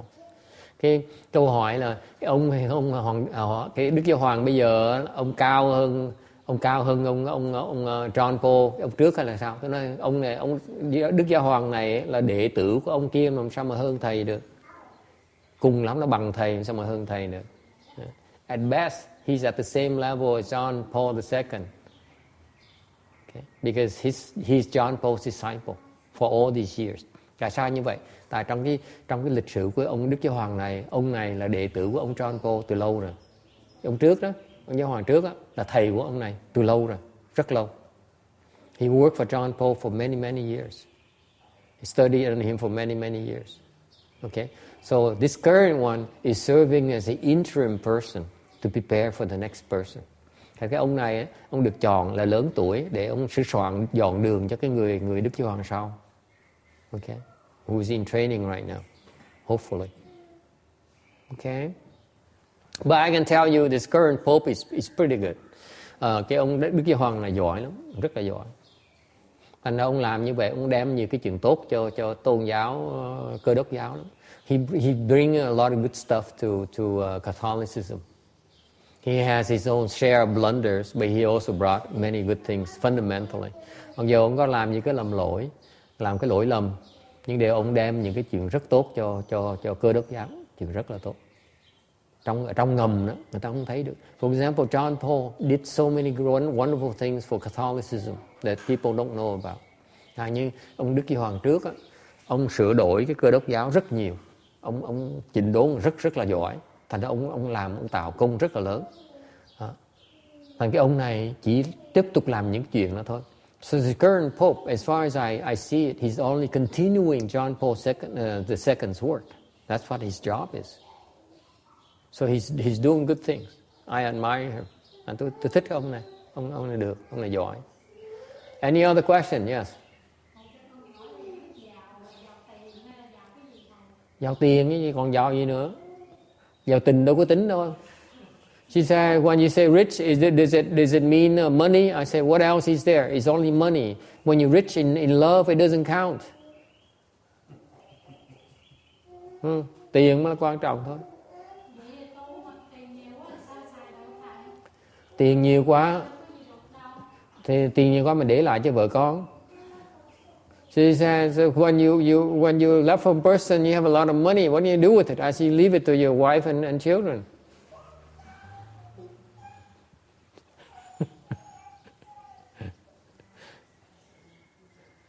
Okay. Tại vì khi người ta giàu á, cái sự thật là cái giàu là cái phước giàu là Cái giàu là họ không hiểu, quý vị không hiểu. Cái thế gian pháp quý vị giàu, quý vị sẽ tính theo tiền. Còn cái giàu mà bên tu nó khác. You see, for the worldly people, riches, you translate into how much money you have in the account, how much assets you have, how many assets you have. For cultivation, it's different. It's not the same. Vì cái tu hành nó khác hẳn rồi. Cái tu hành á, mình giàu là mình có phước để mình tu. For cultivation, cultivators, you rich, you bless, your blessings manifest in the form of your ability to make progress in cultivation. Okay. Cái giàu của người tu hành á, là người ta tiến bộ trong cái đường tu hành, chứ không phải là tiền, không phải là chùa, không phải là Phật tử, không phải là tín đồ. Okay. Cái giàu chân chính mà tu là cái người tiến bộ trình độ cao. Cái giàu nó rất giàu.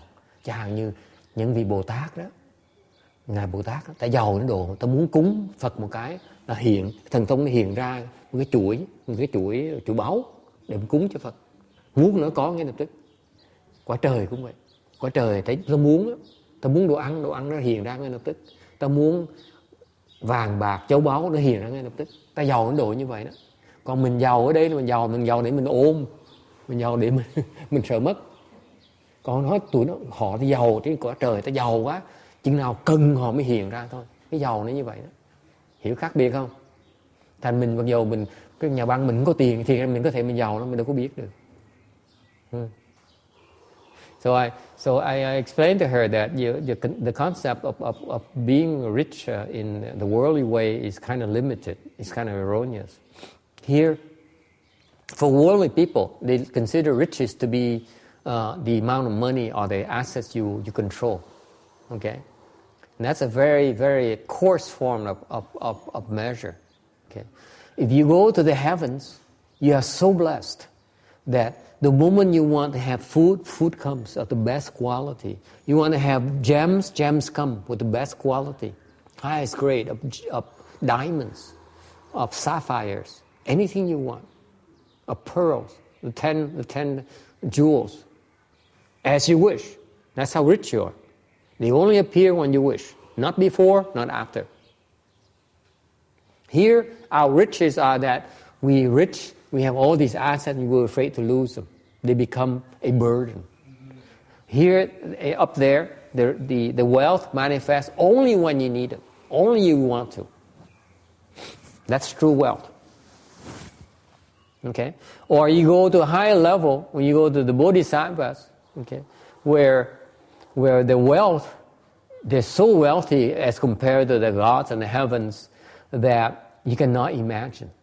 Okay, the heaven is only one heaven. The bodhisattvas, their wealth is measured in terms of worlds.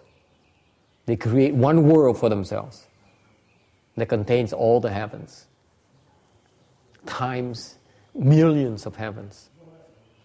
Yes. Bodhisattvas create their own worlds.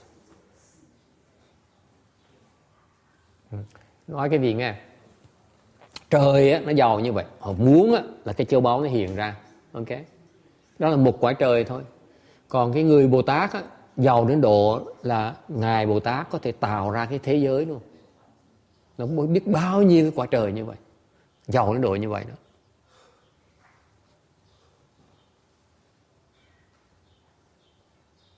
Ok? Thành mình tu để mình đang tạo cái phước để mình giàu sau này. So for example, you cultivate, you plant blessings to be rich in the future. Very rich in the future. Okay? So don't be fooled by that. Đừng bị lừa cái tướng nó làm lừa.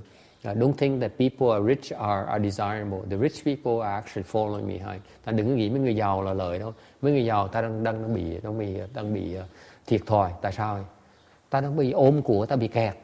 Còn mình tu là mình tạo cái phước lớn hơn nhiều. So when you cultivate, you generate many more blessings than those people are rich right now. Okay? Any other question? So for example, don't look at like Danny as if he doesn't have any money. No, he doesn't have any money, but he's very blessed. Okay? Because he cultivates. And therefore, in the future, when he becomes a king, an emperor, or a god, this is one you want to remind him that we used to cultivate together. So it's not a bad idea to be nice to Danny nowadays. Okay? Thành ra những cái người tu, cái gì phải tới làm quen với họ, xã giao với họ, vui vẻ với họ. Tại sau đi họ giàu có, mình tới mình nhắc lại trước mình tu cùng chúng với chùa với nhau mà. Okay. Any other questions? Thắc mắc gì nữa? Huh? I say, have you been to the heavens? How do you know the heavens are so happy? Mấy cái kinh Phật đó giảng cái đó nhiều lắm. Mấy kinh Phật họ diễn tả cái cõi trời đó nó sao rất nhiều. I said it's so well described by the Buddhist scriptures. They very detailed how life is like in the heavens. It's wonderful. So I don't need to make up the stories. It's all in the scriptures. Thành tôi đâu cần chế chuyện ở đâu. Nó đọc kinh nó có sẵn hết. Okay. And that's one. And number two is that you can cultivate and you can ascend to the heavens as well. You can see for yourself. Chuyện thứ nhì, quý vị không tin á, thì quý vị tu đi, rồi khi mở thân thông ra tự động lên đó sẽ thấy. For example, my teacher, he used to bring his students up to the heavens for visits, and he speaks Dharma. Ngài tiến hóa, ngài bay lên trời, ngài giảng pháp, ngài đem đệ tử đi theo nữa. Thành ra mà đệ tử đi theo xong về không ai than phiền hết. So his disciples came back, and they never complain about that the heavens are not real and they're not true. So it must be true. Đệ tử về mà không có bỏ cuộc, không có tố thầy mình là xạo, bịp bợm học trò, thành ra chắc là có thiệt nơi đó. Okay, so I said since his own disciples never accused him of being untruthful, it must be true. Okay? All right. Anyone else? Ai thắc mắc gì khác không? All right. They will know the past lives. Number 16. Cái 16. Túc trí mệnh thông. Meaning that they actually this is not spiritual penetration. It's just that the nature of blessings. They remember where they came from, the prior life. Okay. Cái này không phải là thần thông, mà quý vị là cái phước của quý vị. Cái phước quý vị bỗng nhiên sinh ra, bỗng nhiên nhớ kiếp trước mình là làm gì. Why? Tại sao như vậy? Mình nhớ như vậy, mình hiểu, mình mới tin vào cái luật nhân quả. Cái phước mình á, cái phước á là mình có cái phước nó hiện ra bằng cách là cái huệ, mình mở cái huệ, cái phước nó giúp mình mở cái huệ. You see, you have blessings. The ultimate use of your blessings is what? To unfold your wisdom. And because of the blessings, they remember where they came from, how they got here, okay? And therefore, it affirms the faith in the law of cause and effect. It really works. It really is true, okay? And that's the nature of blessings. The blessings are designed to help you unfold your wisdom. Okay? Cái phước á, nó giúp mình mở cái huệ, chứ không phải phước để mình làm mình sung sướng. Okay? Cả cái sung sướng nó sẽ hết, cái huệ nó sẽ có mãi mãi. Because remember, your pleasure, the pleasure of experience, okay, is momentary by nature. Whereas wisdom you unfold is forever. Trí huệ quý vị mở được ngày hôm nay, cái vị tu đó, okay, là nó còn mãi mãi, không mất đâu hết. Cái phước nó không mất đâu hết. Còn một cái sướng cái vị hưởng đó, là nó hết. Nó bị mất. Okay? All right. Any other questions? Ngược lại cái khổ mình đó, người ta đau khổ, là mình đau khổ đó, là mình chịu đựng nó sẽ hết. Okay? Similarly, the suffering you undergo, because earlier someone talked about getting revenge is because someone caused her a lot of grief. I said, if you endure the suffering will go away. Okay? Just endure, chỉ nhận nó thôi, nó sẽ hết. Không cần làm gì hết, không cần phản ứng. All right. And because if you understand cause and effect, nếu quý vị thấy được cái luật nhân quả, thì quý vị hiểu cái sự quan trọng của mình làm chuyện tốt, sẽ mình hưởng được cái chuyện tốt. If you really understand cause and effect, okay, then you are able to believe that you do good, then good things happen to you. You reap the good benefits. And the ultimate form of good is to live the home life. Cuối cùng, cái tột đỉnh của cái tốt á, là xuất gia, cầu thành Phật. Okay? Number 17. Cái 17. They will attain whatever they seek. Hữu cầu giai tùng, có nghĩa là cầu cái gì đều được đấy. If you seek wealth and honor, a son or a daughter, food or drinks, you will obtain it. Chẳng hạn như quý vị tụng kinh Địa Tạng, xong quý vị cầu giàu có,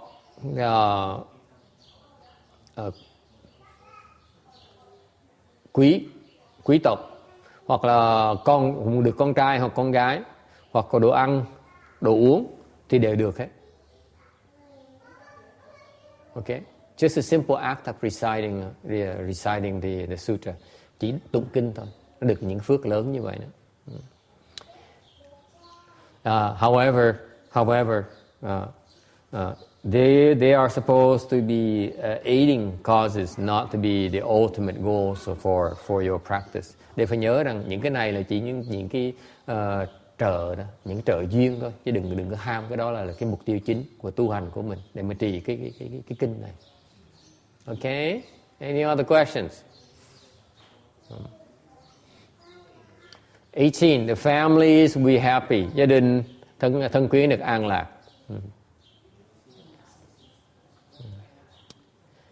What happened is that there is generation gaps, and the father and son sometimes their relationship are strained.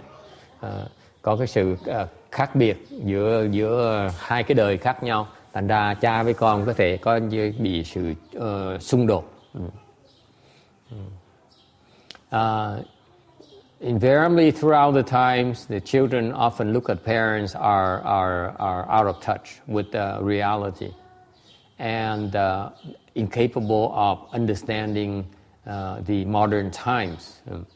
Nhất là cái thời bất cứ cái thời buổi nào cũng vậy, con cái nhìn cha mẹ hơi lỗi thời, không hiểu được cái tình hình của xã hội thời đó. They often children often feel the parents have no idea on how to be a father and mother, and the parents are totally misguided and confused. Rất thông thường, quý vị đẻ con ra, con cái quý vị nhìn quý vị, I'm not sure Ước agrees with this. Nhìn quý vị giống như là không biết cha, không biết làm cha, không biết làm mẹ, mà con cái mình nhìn mình có cảm tưởng như là cha mẹ mình như là hơi có vẻ mơ hồ, không hiểu thế sự. Yes. You change the word often to usually would be pretty accurate. More accurate. Usually? Usually often. Is there a difference between often and usually? Huh? So you feel usually is more accurate than often? Well, I'm kidding a little bit. There's so much. Often is something that you can count days of count. Mm-hmm. Usually is more usual. That's my name. Usually it's more like that, almost always. Mm-hmm. Often is not usually enough. Okay. You probably respond.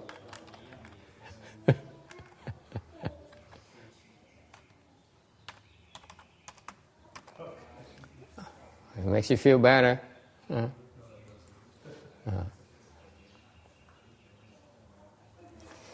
What impresses me about the family life, cái chuyện tôi lạ nhất á, về cái cuộc đời của người như vậy nè. I see young people getting married. Okay. Tôi gặp những cái người, thấy những cái người trẻ lập gia đình, okay, hoặc là thương yêu nhau. And then they have children, rồi đẻ con ra. Okay. As And it's a natural thing to do. Mà đẻ con ra mà giống như cái chuyện chỉ là thông thường. And yet, what puzzles me, cái mà tôi thắc mắc nhất là in almost all the cases, the parents don't know how to be parents. Cái mà tôi lạ nhất là hình như hầu hết tất cả những trường hợp mà tôi thấy là cha mẹ không biết làm cha mẹ. Okay? It's as if we bring children to the world and we try to figure out what to do about it. Okay? And you're complicating life because you don't know what to do yourself, leave alone trying to figure out something to do with your children's life.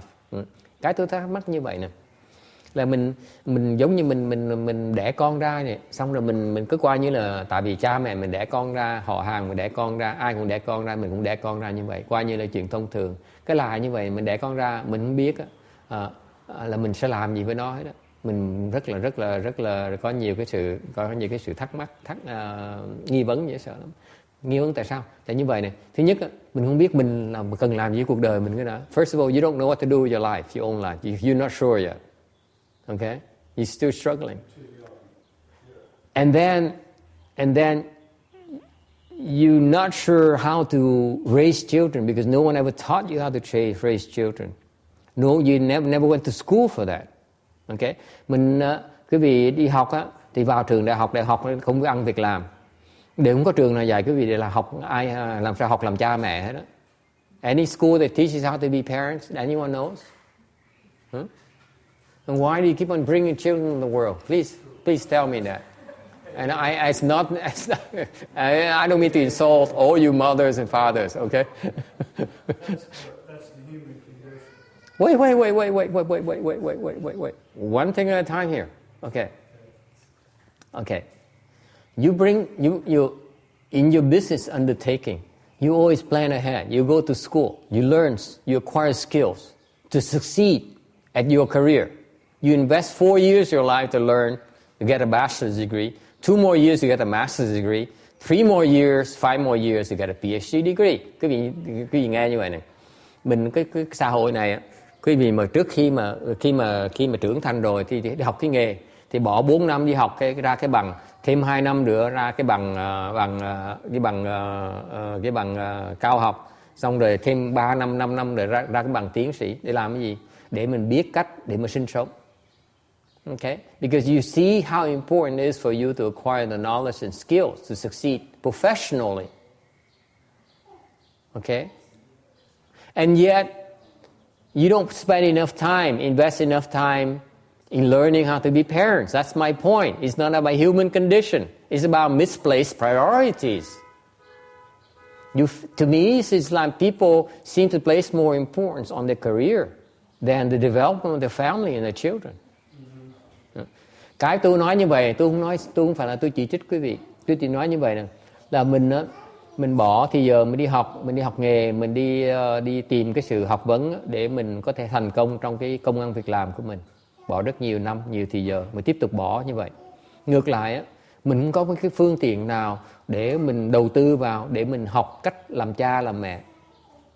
Thì tôi không nói là đừng có nói với tôi cái đó là cái chuyện thông thường, ai cũng làm như vậy. Ý tôi nói như vậy nè, là mình có vẻ quan trọng cái công ăn việc làm với tiền bạc hơn là quan trọng cái sự giáo dục, cái sự nuôi dưỡng con cái mình.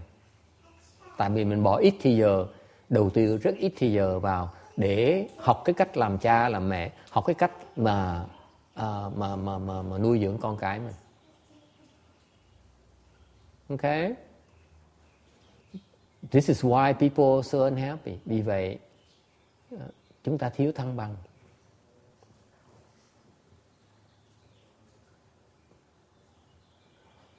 Yes, you were making a comment, Mr. Beaumont. Is it Beaumont?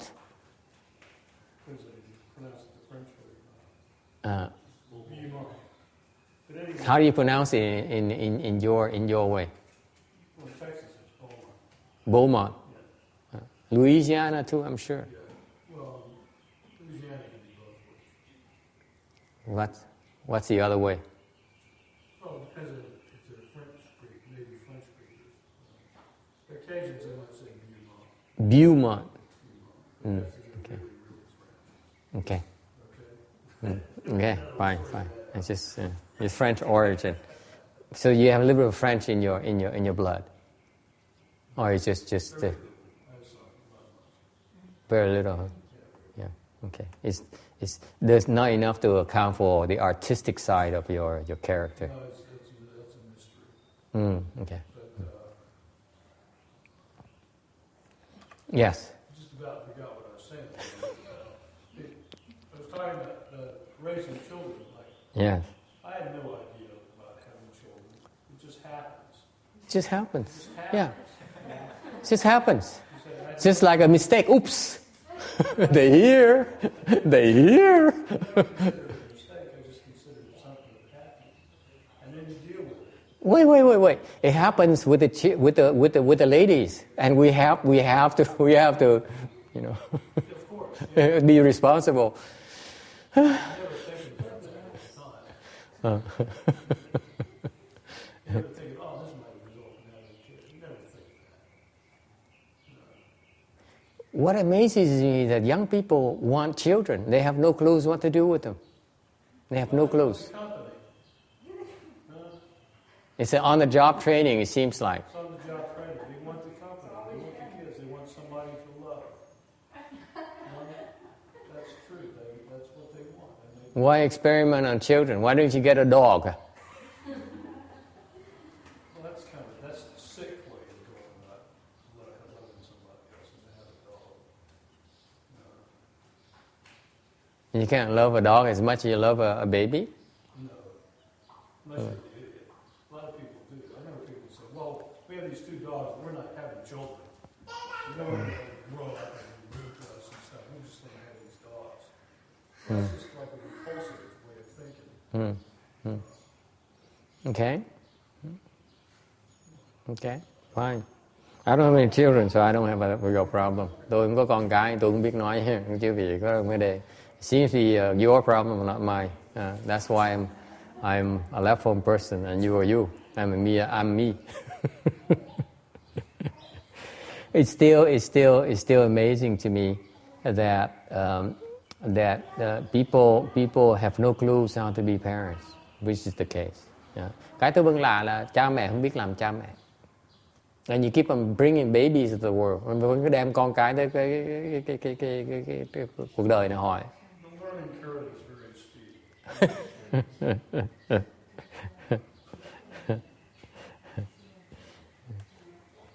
And I said this morning about teaching children. Hồi sáng tôi nói cái chuyện mà cái căn bản nhất về dạy giáo cho con cái. Okay, don't try to teach them to become a better person. That's how the best way to teach them.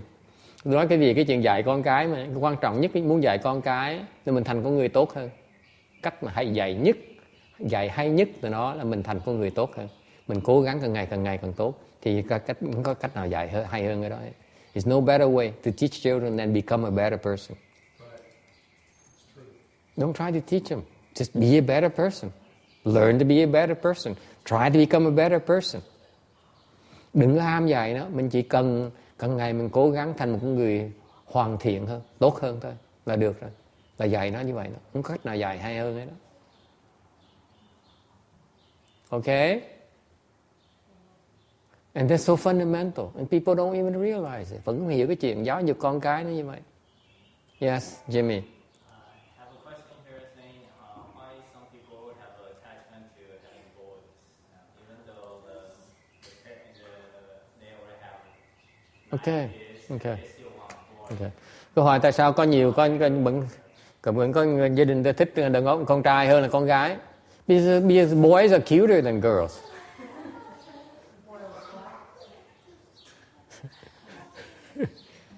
You can't argue with that. tại vì con trai nó dễ thương hơn con gái.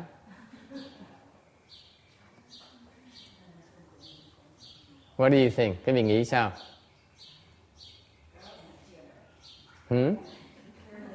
Well, you disagree, hả? Bên phụ nữ nó có vẻ không đồng ý lắm, không có vừa ý lắm. What do you think? You agree or don't you agree? You prefer boys or girls? Tôi hỏi cái gì? Bây giờ, let me ask about the women's side here. Do you want boys or girls? To be a truth now. Who wants boys? Raise your hands. Come on, Carol, raise your hand. I know you. You're not being honest. I don't want Mikado to have a complex here. Okay, người nào mà thích là con trai giơ tay coi. Raise your hands. See, one girl. One person is honest. Okay. The rest you want girls? Phần quý vị còn thích con gái ha? So two. You want both? No, you don't have one choice. This is one child family. Well, you gotta have the other anyway. Either or. Well, that's when you get a boy and then you go back to Vietnam and get a Vietnamese girl for wife. Or if you're Italian, you go back and get Italian. or a black lady for a wife. I don't care. Just get a wife. Just to keep Gu Jin happy. She's into black people today, so. Tôi nói là mình đẻ có đứa con trai xong rồi về Việt Nam cưới vợ cho nó, hoặc là qua Phi Châu cưới và cái mòi đen cho Quảng Ngân nó vừa ý hơn. Ông thích con trai. She doesn't want no children. And bao nhiêu con tất cả? Có đẻ bao nhiêu đứa rồi? 13 đứa phải không? Hả? Quảng Ngân có mấy đứa con? I said, you have 13? She says, I only have 3. 3 đứa, bao nhiêu con trai, bao nhiêu con gái? Thành thích con trai hơn là thích con gái hơn. Nói thiệt đi. Thích con trai, thấy con trai nó dễ thương hơn chứ đúng không?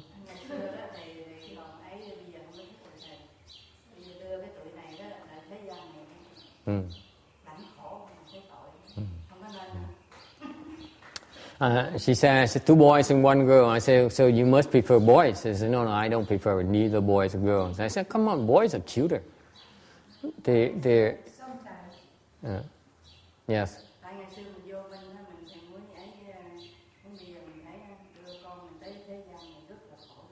She says that I didn't know better because now I realize that to bring the children of the world is to make them suffer a lot. Okay. No, you disagree? Of course I disagree. They do. Somebody brought us into the world. Made us You mean your children are happy? They're not that happy. But I rest my case. Ông nói ông không đồng ý. Ông nói là ông không đồng ý đem con tới làm con nó khổ, thế gian làm nó khổ. Tôi nói vậy con ông hạnh phúc, nó không, con ông đâu có hạnh phúc gì lắm đâu. Nói như vậy ông đòi gì nữa. What are you talking about? where are they going to go if they don't come here? Animal realm? No. Is that you're doing a favor to let make them go there? Boy, it's hopeless. A lot worse than I thought.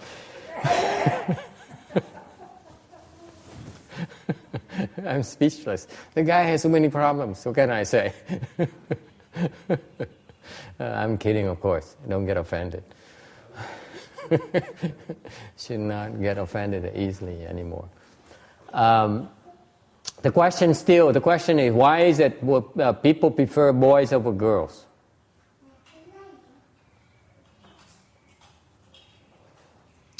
It may have something to do with the carrying on a family name. Phần thứ nhất có thể là cái nối dòng. Okay. And number 2 is that traditionally in our society, women when they get married, they abandon their parents. They're not going to be around. They need to submit to their in-laws. Chuyện thứ nhì là bên này phụ nữ bên này là khi mà lập gia đình thì phải bỏ cha mẹ đi theo gia đình của chồng.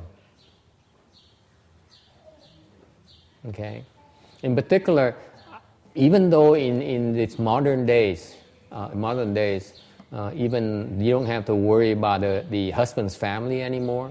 But it's like you seem like there's a double standard where women are supposed to take care of the husbands, place the priority on the husbands and the family before their parents.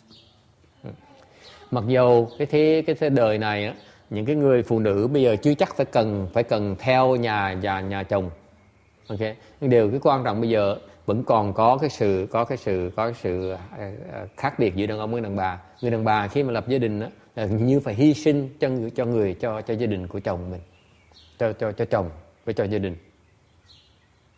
Let's face it, women go to work and they still have to cook after hours. Chẳng như phần lớn những người phụ nữ đi làm việc. Anyone is working right now? Raise your hand. Ai đi làm việc? Okay, you go home, you cook? No, not Christy, I know that. Okay. You work and you go home, you cook. Right there is a proof of the double standard. Why is it men, you go to work like your husband, your husband goes home, how come husband don't cook? And the husband, our excuse that we can't cook. Huh? It's not as hard as cooking, trust me. Cooking takes so much more out of you than doing dishes. Okay? Clean up is the worst of all. Yeah. Cook, you clean it all up. Then you're a lousy cook. Good cooks, they clean after themselves. They clean as they cook.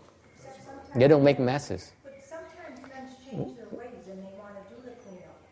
They do. Okay.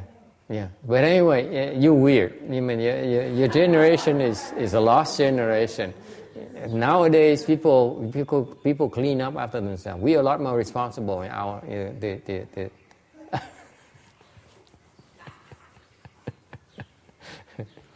So the second reason is that it seems double standards where women are more of a disadvantage than men. Okay. Cái phần thứ nhì, cái tôi nói là những người phụ nữ có nhiều thiệt thòi hơn người đàn ông. It's just like society places more pressure on them to be a mother and be a wife, whereas the men only have to be a husband. And absentee father is okay. Okay? Because the wife will take care of it. Cái xã hội mình như vậy, mình như có chú trọng là mình phải làm người vợ, xong làm người mẹ nữa. Ngược lại người đàn ông á, quan trọng người đàn ông phải làm tiền, lo làm tiền gia đình thôi, chứ còn cái chuyện mà giáo dục con chuyện không phải chuyện quan trọng nhất. Okay? So different roles. Okay? And number 3 is that the boys are more likely to help out when you're older. Chuyện thứ ba nữa là cái người con trai á, khi mà mình lớn tuổi họ có thể có sức để giúp cho mình. Not really? You disagree? The girls? Really? You think so nowadays? Really? You think so? You don't do anything for your parents. Well, you're different. But at least I try to do something for my parents. I don't know about you.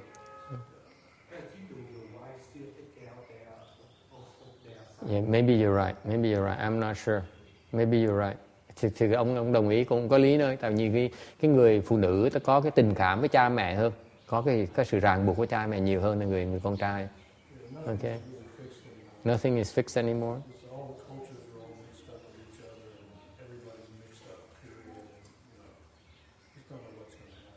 Well, actually, I tell you a little secret.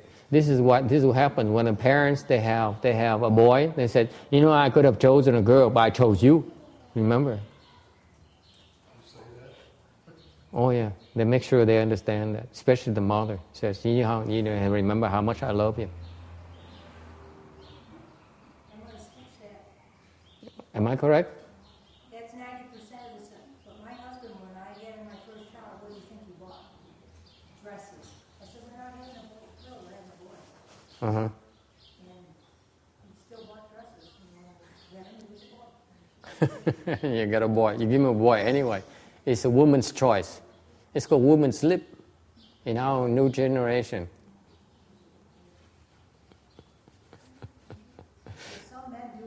Okay, so the answer to your question, honestly, I don't know.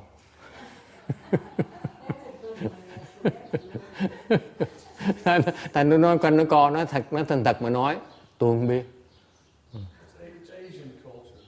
It's not true anymore. Not true here. Not true here. what's China. The boys and girls. It's true in India. I think it's true everywhere, especially over there. You want boys so you can go to the farm. Like World War II in America, you rather want boys so they can work. Same thing everywhere. It's labor.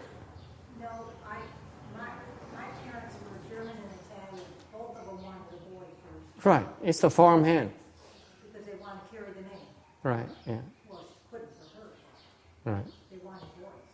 Mm-hmm. They didn't get them. So fine. Mm-hmm. I think nowadays more of younger people don't want to have kids, not care about boy or girl. They just don't want to because they're struggling already. Yeah. They're confused enough already. Don't need to compound the issue. It takes a lot of work and they don't want to balance. Yeah. I think they'd rather chase boy or girl currently than having boys and girls. However, let me remind you something though. It's a wonderful thing to be able to have children and watch them grow. It's nothing like it. Nothing.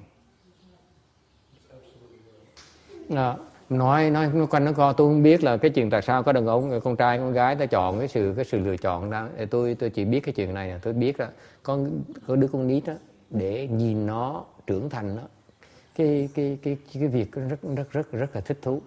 It's a beautiful experience to watch your children grow. Thấy con mình trưởng thành thấy thú hả? Nó cái nói chuyện có gì nó tuyệt vời hơn như vậy hết. You know? Don't you think? Just one side of it. Just one side of it. Well, only for the first 5 years, and then after that it just goes downhill. Yeah. That's good. Để cái khổ là nó sướng được có vài năm rồi xong rồi nó lớn bắt đầu nó lớn một cái rồi cuối tình nó về ghét quá đấy. It goes back up. Really? You're very lucky then, because usually it goes downhill for most people. They can't stand their children. It's part of growing up. Hmm? They've got to grow up. You went through it. They got to go through it. I'm kidding, of course. I know, some family very close. You guys are you guys are such wimps. I say anything you accept it like like the Bible or something, like God, the words of God. It's embarrassing. I just say nonsense. I speak nonsense. No, I find what fascinating is to watch a person grow from little bitsy like mine there and become a 6 foot tall girl. Wow, it's so many changes. It's beautiful. I mean, it's a beautiful thing. Thế sự thật tôi thấy nhìn cái đứa con mới trưởng thành thì nó có. You see, the beautiful thing is that it comes both with a lot of wonderful things and a lot of heartaches as well. Things are so wonderful and things are also so hard on yourself as well.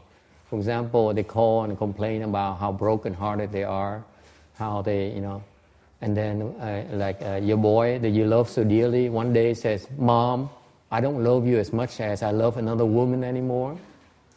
Boy, it kills you. Let me tell you, if your mother, I know how tough it is.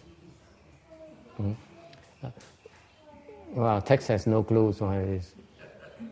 Agree? I mean, it's just like you have this secret desires that I'm numero uno. I'm number one in your life. You make sure that he understands it until he falls in love with the first girl. And he says, "Mom, guess what? You're not as wonderful as I thought. I thought someone else is much better."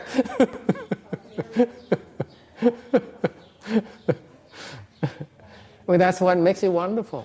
And then they thought they got it made. And then a few years later, they say, "Mom, you are right. You're still the number one. I hate her. You would never break my heart." She would. And that's the beauty of life. You go through its ups and downs, and yet you're still together. It's wonderful. So I mean, having children is a nice experience. I'm just saying that the worldly people go about it wrong. They should improve their way of raising children. Okay.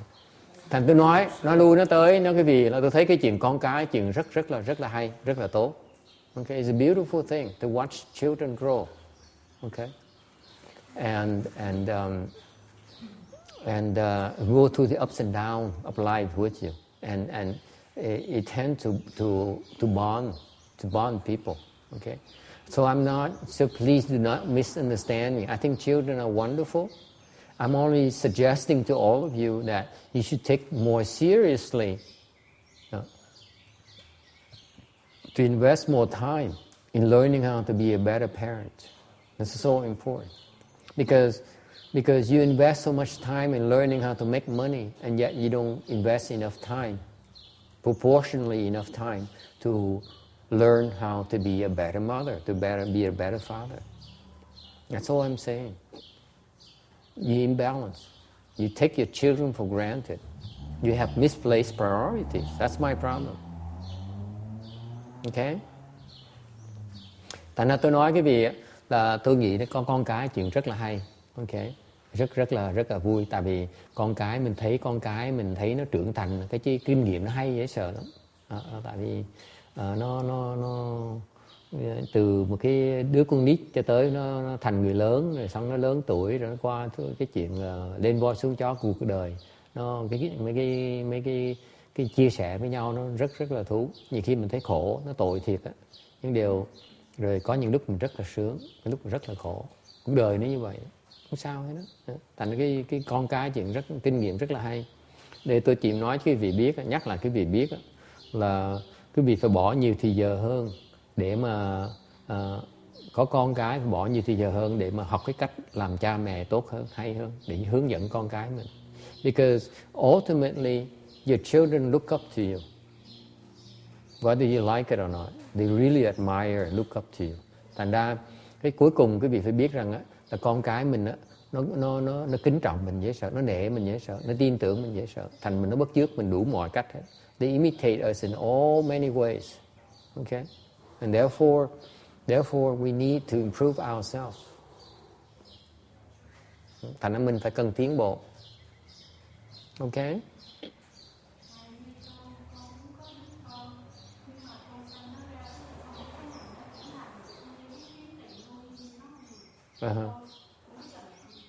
She says, I have a child. Con trai là con gái. Thì bởi vì cái đẻ con trai nó sao không nói tôi trước. She said, I have a child and I brought her the world, and all I worry about making money. Okay. I said, is it a girl or a boy? She said, a girl. I said, you should have talked to me earlier. If you had chosen a boy, it's much better. Tôi đùa thôi. Cái chuyện mà cái đó chuyện rất thông thường. Mình nghĩ mình thương con bằng cách là mình đi làm tiền để mình nuôi, mình lo cho nó đầy đủ vật chất. Mình không hiểu rằng cái cuộc sống đó không phải chỉ vật chất không, còn cuộc sống tình cảm và tinh thần nữa. Còn có sự thăng bằng, nó mới hạnh phúc được. I'm saying that this is a very fairly common misconception of the people of the world. They bring children in the world and they feel they take it upon their responsibility to go and make a lot of money to provide for them and take care of them financially. And that's right, that's fine. But they fail to understand that there's aspects of life that are emotional. There are other aspects like psychological, mental, okay, spiritual, and so on. And so you cannot have a balance. You cannot have a good life unless you have some sort of more of a balance. Okay? Nếu mình lo chuyện vật chất không, nó chưa đủ đâu. Phải có tí tinh thần ở trong. Okay? Thì nó có sự thăng bằng hơn. Mình dạy con cái mình bằng cách là mình dạy cái tốt. Nó. She says that her father died and so now her mother is rearing the daughter. Bên Việt Nam hả?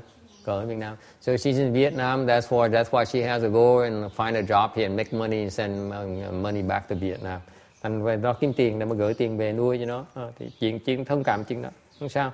Cái vấn đề là từ khi mà có duyên đó, phải chú ý tới cái vấn đề giáo dục về, nó dạy về cái chuyện tình cảm, cái chuyện tinh thần nữa. Đừng tại vì nếu mình lo chuyện vật chất chưa đủ đâu. Okay.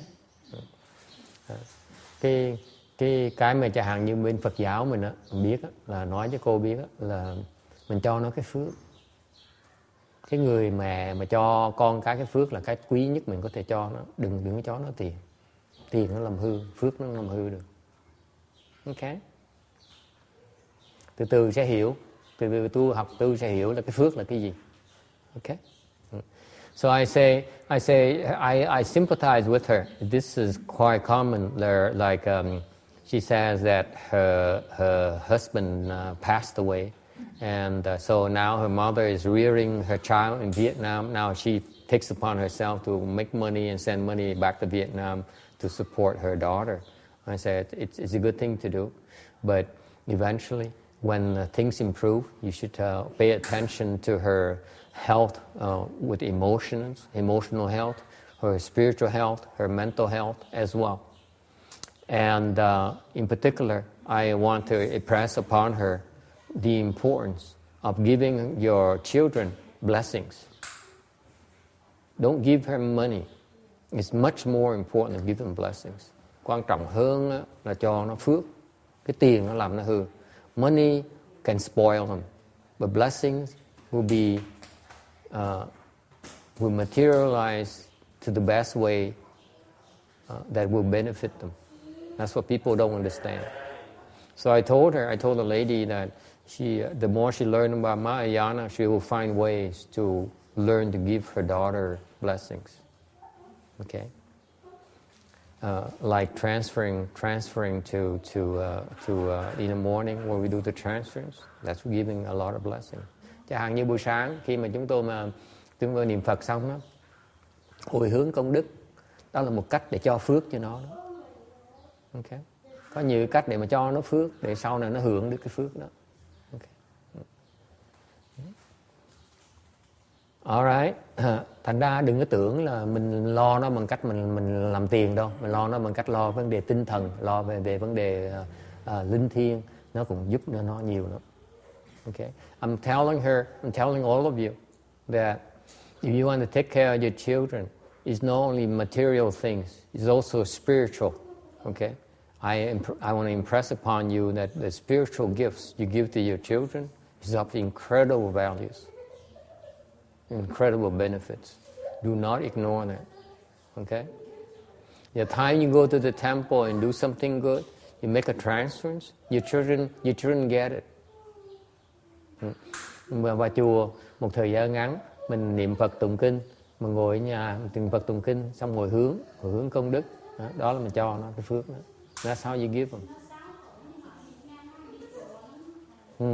Bữa nào cho nó xuất gia đi. I say,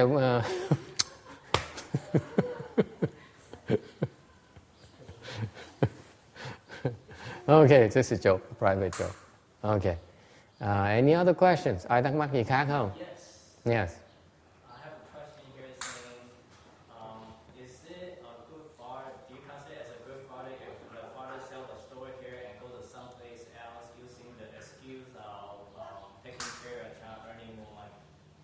I'm sorry, ask the question again. Is it considered a good father if the father sell the house or store they have now, go to another location to earn more money, leaving home? Leaving home? I mean leaving the child and the wife and the ex-wife and the and the girlfriend and so on, right? That's what you're asking? Huh? You have to be specific. What? Huh? Leaving the wife and kids. So move out of state. Is that it? Out of the country? Out of the country? So the question is it a good thing? Is that considered as a good father? It depends on how you behave outside the country. You go outside the country, you have a girlfriend, then you're not a good father. Okay?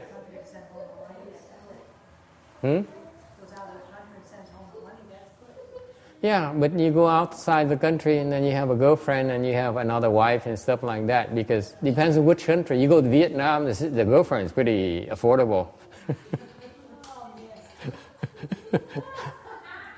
You know, next 2 years later, you should go to Vietnam with us and you know what I'm talking about. I'm kidding. Should never take me seriously. Same in China, probably. Much cheaper in Vietnam. And they're much better cooks too. Vietnamese girls are very good cooks. They cook Italian, they cook French, Japanese. I'm kidding. Okay, so the question is, so you sell the house. You sell the house, right? Sell the business. Why you move out of state? Because you make more money somewhere else, or what? Move out of the country. Move out of the country. You make more money outside the country, or what? No. She said the story, the business they have here is more money, earn more income than going outside. But Then why did you sell it? Why did she agree to sell it? Is she thinking of moving to the country, out of the country herself? Huh? he doesn't like to stay in one place. The what? He does not like to stay in one place. Ah, I see. Have a heart. I agree, divorce him.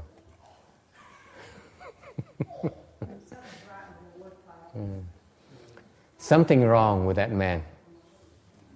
Okay? Here's what I think. The least that men can do is to be responsible financially to the family. This is the role of men.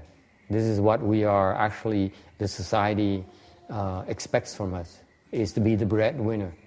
Okay? So if the man behaves irresponsibly, it's not a good sign. Okay?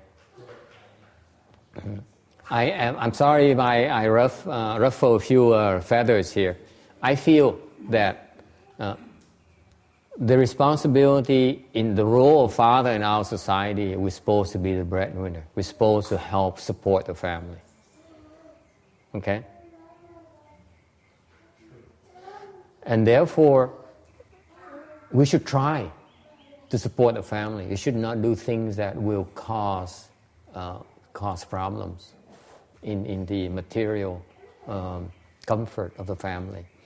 Cá nhân tôi nghĩ rằng là người đàn ông là phải có cái trách nhiệm trong cái xã hội này, mọi người này, người đàn ông có cái trách nhiệm là phải giúp đỡ cho gia đình, phải lo cho gia đình, okay? Phải lo làm tiền để nuôi gia đình, nuôi con, nuôi cái, nuôi vợ, okay?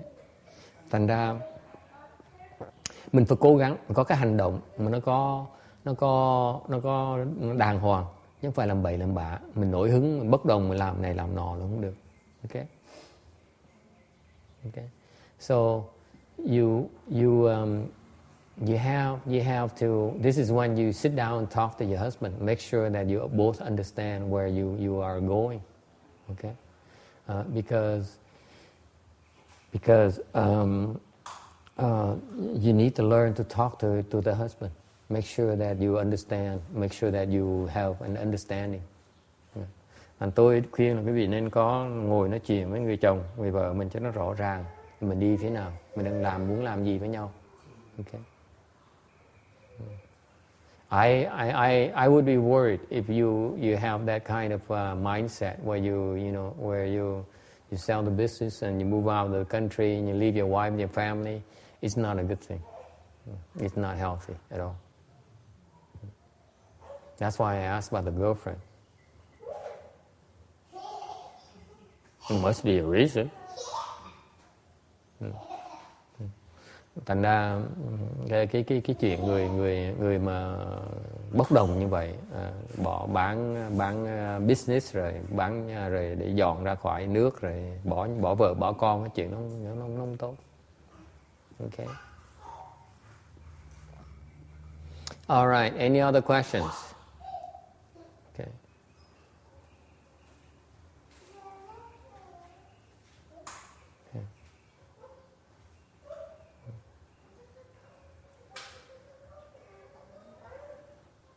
All right, and you have nothing to worry about because it turns out there's more men and women on this earth.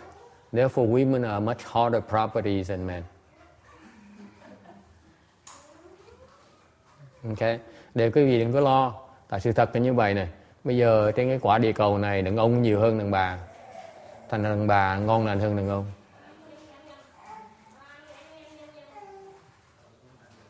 It breaks my heart to say that, but it's the truth. There's more boys than girls. Therefore, girls are much more demand, much higher demand than boys right now.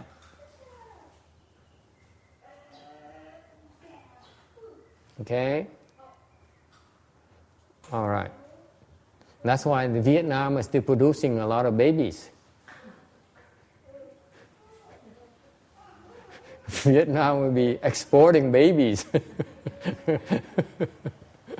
Bởi Việt Nam á, càng ngày càng đông dân cư, bữa nào sẽ gì đó xuất cảng mấy người phụ nữ. Okay, the master is beginning to say nonsense.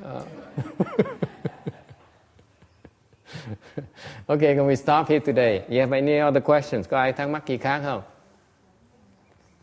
Okay, I want to thank you for your patience. Nói cái gì, cảm ơn cái vị đã kiên nhẫn. The Dharma is not fixed. Cái pháp nó không có gì nhất thiết. Okay. What I appreciate today is your patience in sitting and listening to people's concern, because it may not be that important to you, but it's pretty important for some others. So I'm grateful for your patience in sitting there and allowing me the chance to make them relax and so that they open up and talk about their problems, which is very kind of you. Từ ngày hôm nay tôi muốn cảm ơn quý vị đã bỏ thời giờ ra mà ngồi nghe chuyện người khác. Tại vì quý vị có cái sự kiên nhẫn, chứng tỏ quý vị có cái lòng rất là từ bi. Là mặc dầu đối với quý vị nó không có liên quan gì với quý vị lắm, nhưng để khi mình ngồi nghe như vậy thì quý vị chứng tỏ là cái lòng quý vị rất là từ bi để cho người ta có cơ hội để ta nói những chuyện người ta. Okay. Rồi, and then give me a chance to just shoot the breeze and not having to say anything meaningful at all. And you don't know how much relief it feels. Quý vị phải nhớ, quý vị hiểu được cái tâm trạng người thầy. Là tuần nào tới phải ngồi phải giảng cái gì có ý nghĩa, mà tuần có thể thầy tới nói tầm bậy tầm bạ không, ai cũng ngồi nghe và thích thú là chuyện nó làm thầy cảm động. So I'm very grateful for your patience, that in your tolerance in my nonsense. Sometimes we can give by just giving our time and be tolerating others. Như khi mình cái tu mình là bằng cách là mình chỉ kiên nhẫn, mình bố thí thời giờ của mình bố thí cái sự hiểu biết, cái sự khoan dung của mình để giúp người ta. Okay, and I'm very proud of you. You're very good. You don't fidget as much as you used to. Thì tôi muốn khen cái vị là tại lúc trước á, cách đây năm 2 năm trước thì cái vị khó chịu cái chuyện đó lắm. Before you used to say, hey, I drive 45 minutes so to get here better be worth my time because okay. And now you feel like relaxed enough and just to allow people to express themselves and listen to them. It's wonderful. You're very kind. Tôi rất muốn khen quý vị và có cái sự thoải mái khoan dung như vậy.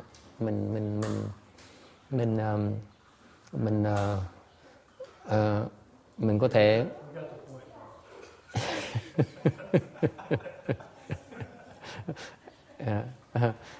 and it's not you. It's just like I have some nuns here. You know, like we used to have some nuns here who would get so upset that I would not speak Dharma to them.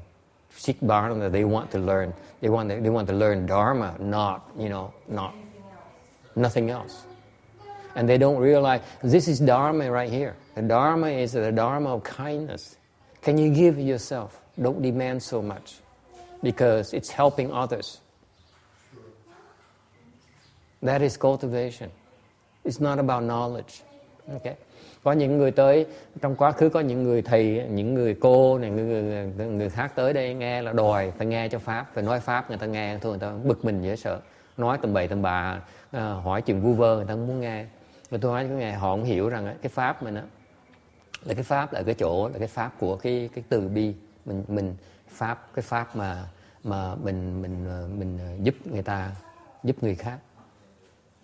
Ok, cái đó là cái Pháp tu đó, chứ không phải mình ngồi nghe hiểu được làm cái gì.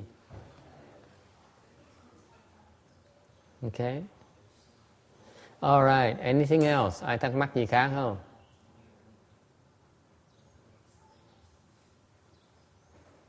Ok, then we stop here. Thôi mình ngừng lại ở đây. We do the transference, hồi hướng công đức.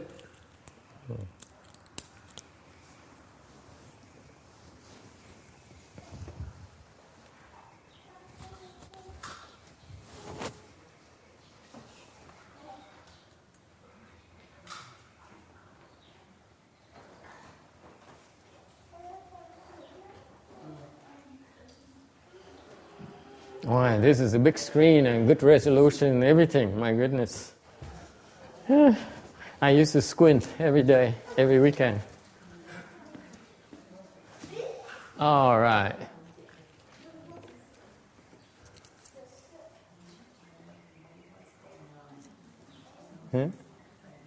I'm just curious how it looks on the screen. May these merits and virtues adorn the Buddha's Pure Land, repaying the four kinds of kindness above, aiding the threefold paths below. May those who see and hear all bring forth the Bodhi mind. And when this retribution body is done, be all born in a land of utmost bliss.